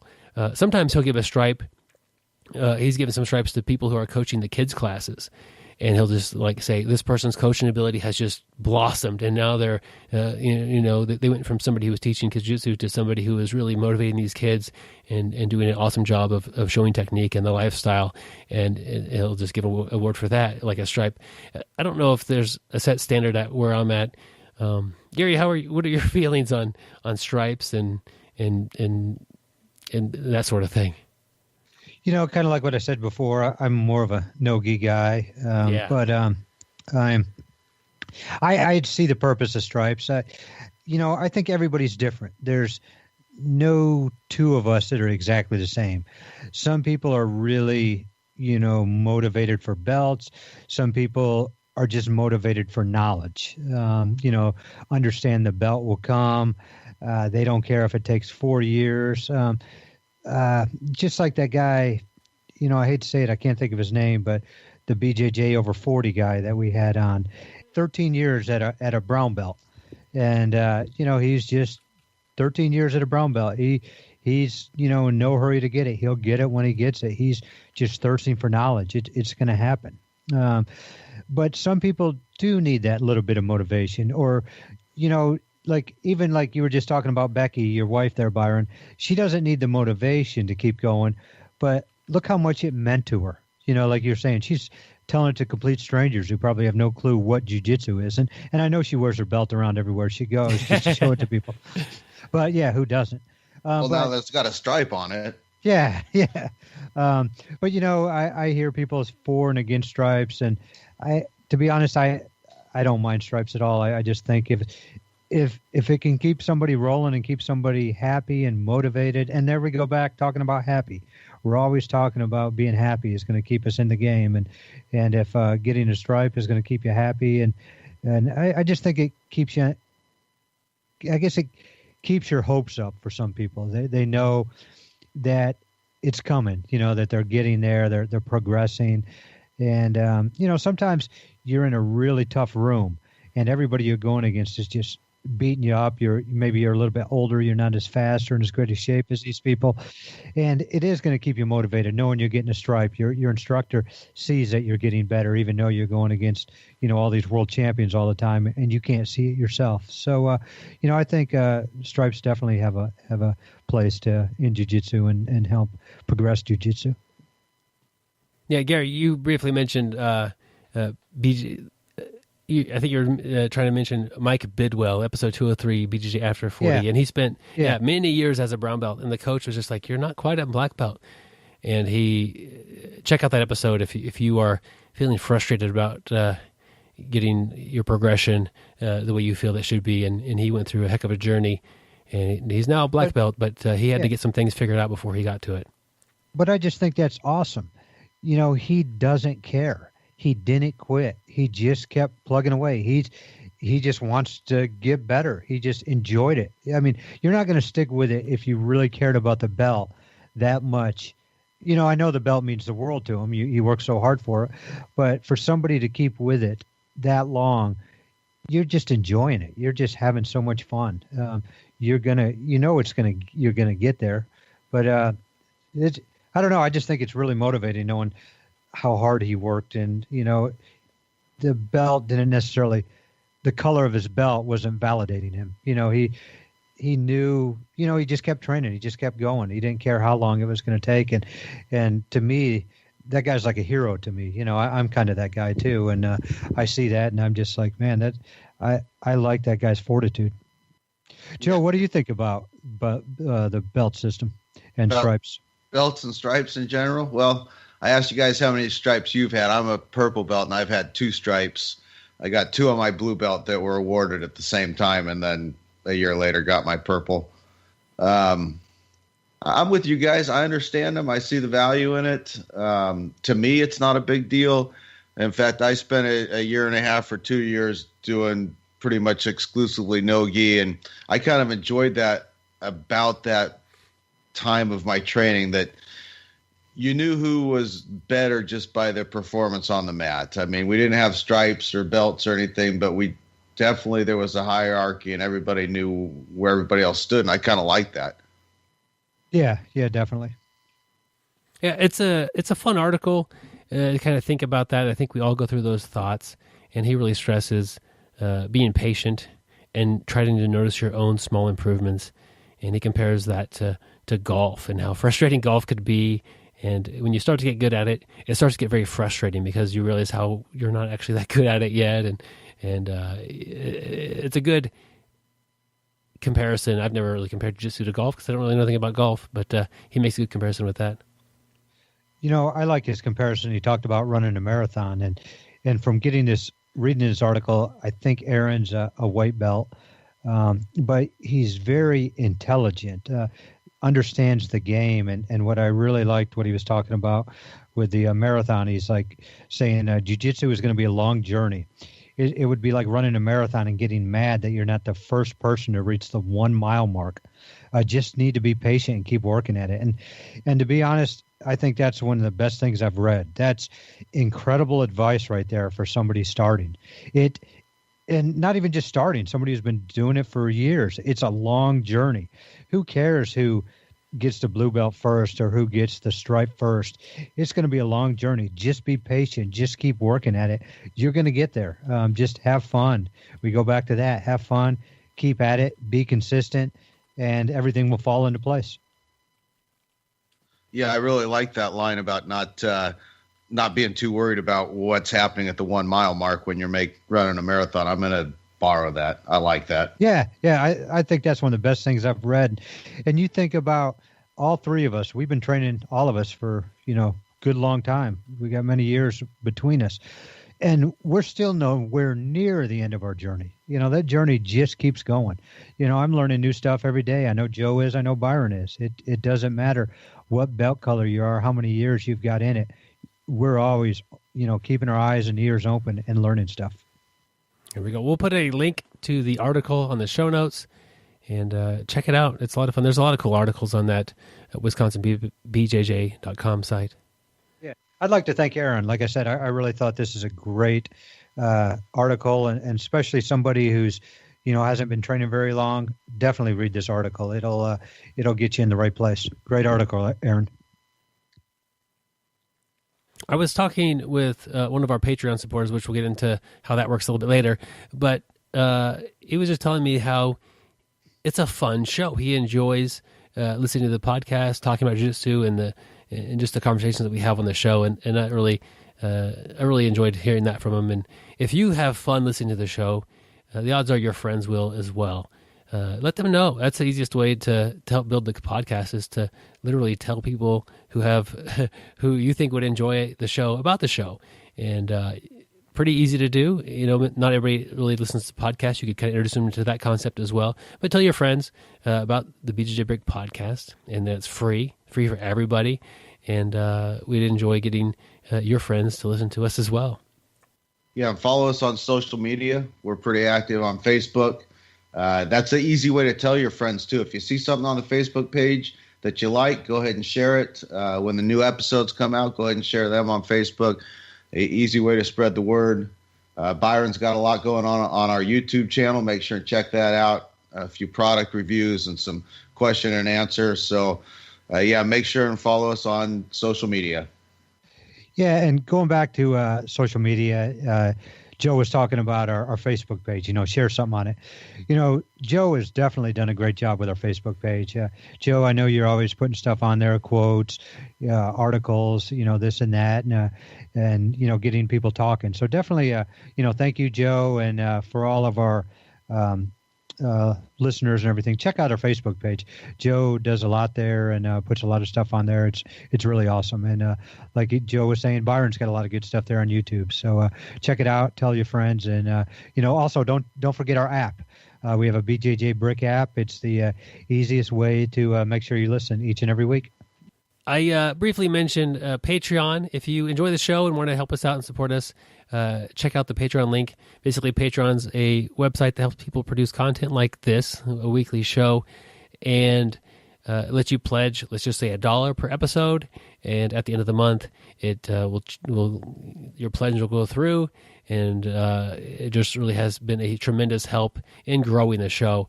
And I think about I watched this little thing about the company of Disney, and Walt Disney was trying to grow and make the company better. And somebody said to him, like, you're just trying to make more and more money. And he said, no, we're trying to use that money to make more and more and better movies. And I think of that as we try to reinvest the money that we've made in the podcast to make it better and to grow the show. And that's really what we're doing with Patreon. It's helped a bunch. If you want to be a supporter, that's fantastic. Of course, the show's free and will remain free, but we send our supporters a thank you. That is a key patch we send in the mail and a sticker. And our Patreon supporters are invited to join our private Facebook group, where we'll often talk about who's coming up next and maybe what we should talk about. Also, a thing that I want to get started, I've been sitting on this idea for a little while, and I figured I better just tell people. That way I can maybe get to doing it, because I've got a lot of things up in the air. But I want to redo our introduction and kind of springing this on the guys right now. But we've had the same introduction, I think, basically the life of the show. Maybe not the first few episodes. 226 episodes. Yeah. I think it would be fun to do an introduction and have them be slightly rotatable, maybe record a few of them, but just say, welcome to the BJJ Brick podcast. It's about, and then have different people chime in and say, it's about getting better at jiu-jitsu, or it's about making friends on the mat. It's about staying healthy as adults. It's about training kids to be better citizens. It's about, and just have, half a dozen or so different contributions to what that would be. And then kind of rotate those, kind of like we do the most interesting grappler. And every introduction won't be, every show intro won't be different necessarily, but there'll be several different ones that kind of remind you that there's more to jiu-jitsu than choking people or competing, and really what the show is about as well. And I think how we would do that is I could record all these today, and I could get Joe and Gary to record all these today as well. But I think it'd be cool to have some of our Patreon supporters record some of those and send them in.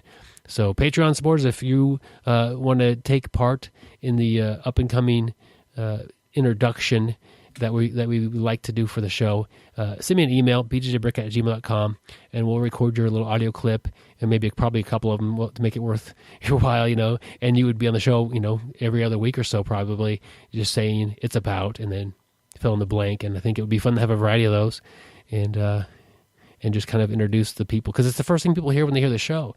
And what is this show about? And then boom, I think that would be a fun way to do this. What do you guys think? Yeah.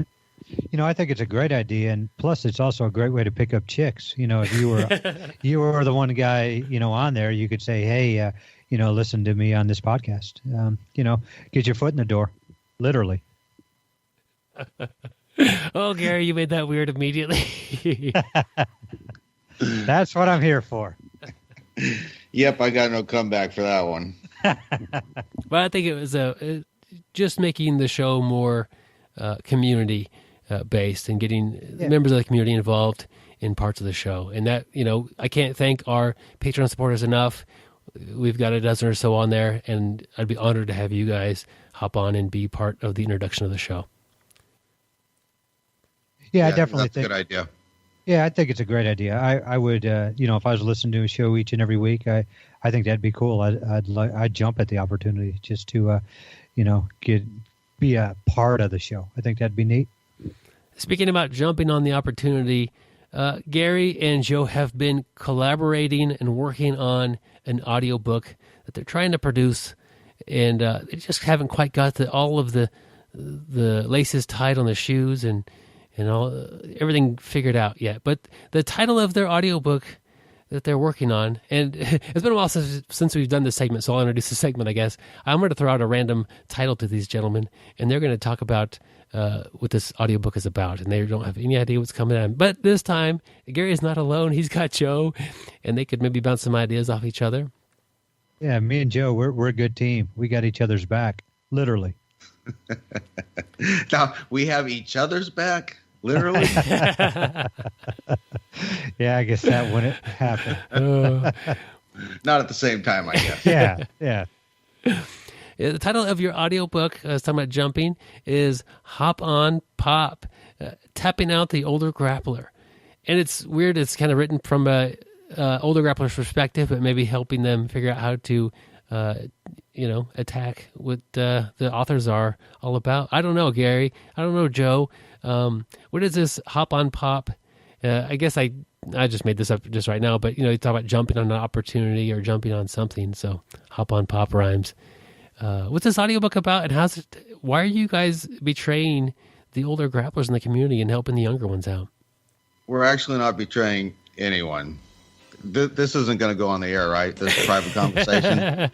Oh yeah, Byron will tell you it's private, all right. All of the content in this book is meant to mislead and misdirect. Oh, nice. Oh, yeah. We're sending them down the wrong road. So, right, Gary?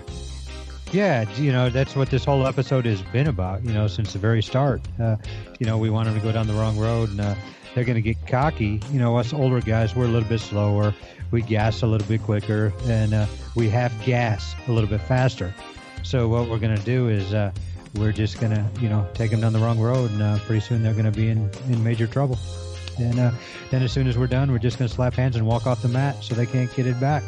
They can't run it back, and we'll just walk off that mat like superstars that we are. The audiobook is full of tips for these younger grapplers, all of which are actually not good advice, but they it's that misdirection of the older, wiser grappler.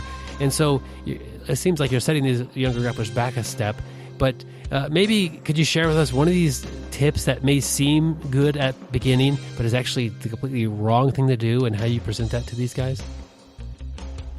Yeah, go ahead. Go ahead. I'll let you take the first one, Joe. Go. Okay.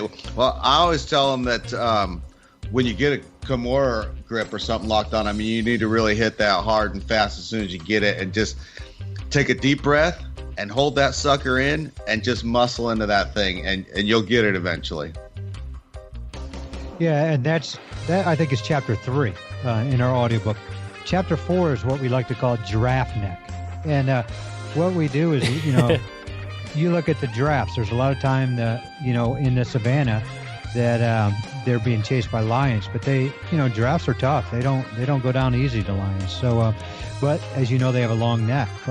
So what we do is we talk about what we call a giraffe neck. So we try to tell these younger individuals, we start off talking about how tough giraffes are out there on the savannah and lions can't take them. And then we tell them to extend their neck on everything. Try to make your neck as long as possible. And, that's another one we use to our advantage. If they're extending their neck out, hopefully we'll be able to choke them out a little bit easier.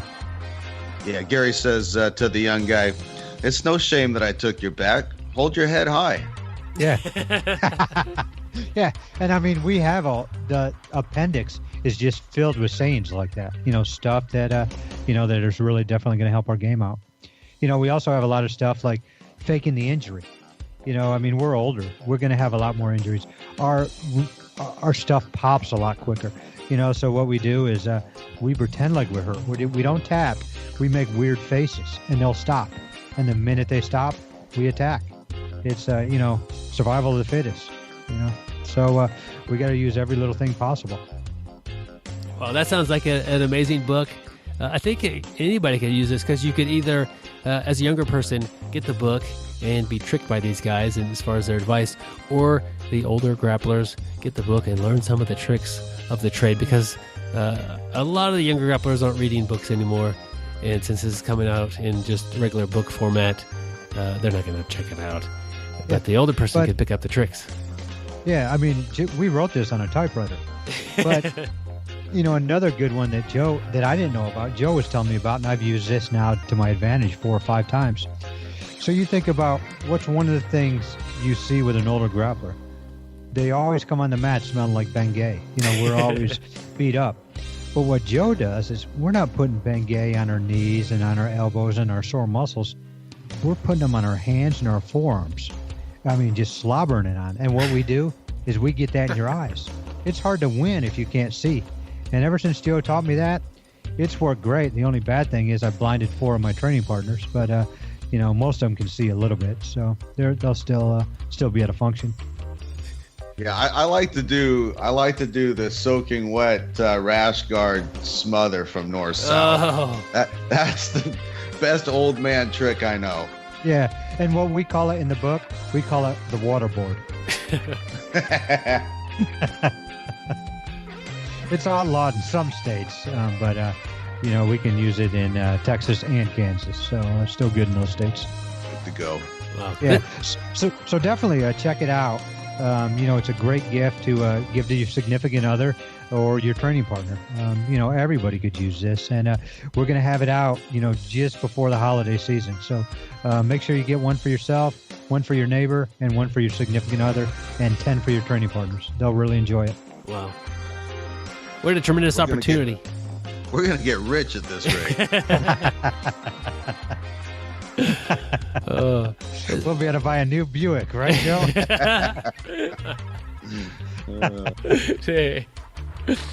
Oh, good times, guys. Yes. I do like, so that's the first time we've done kind of a teamwork audiobook. Joe killed it. You guys did great. I don't know. I think we went off the rails a little bit, but that's all right. Well, Byron says I go off the rails all the time, Joe. So, all right. Yeah. Good times. Had a great time this week on the podcast. I want to mention real quickly, we're happy to train with you guys that are listening to the show. If you come by the Wichita, Kansas area, that's where you'll find Gary and myself. Just send us an email or message us on our Facebook page, and we'll try to get some mat time with you. Joe, where could they find you? I split my time between Houston and about an hour away from New Orleans. So if you're in the Houston area, let me know through the show that you're in town. If I'm there, I'll glad to get together and train with you. If you're in New Orleans, do the same thing, and I might be close enough to hit you up and get a training session in as well. Awesome. And that's always the highlight of the week, to get to train with some listeners. Until next time, stay sweaty, my friends. And don't forget to put Bengay on your forearms. Train hard, train crafty, and get better. Thank you for listening. I hope you find the time today to roll.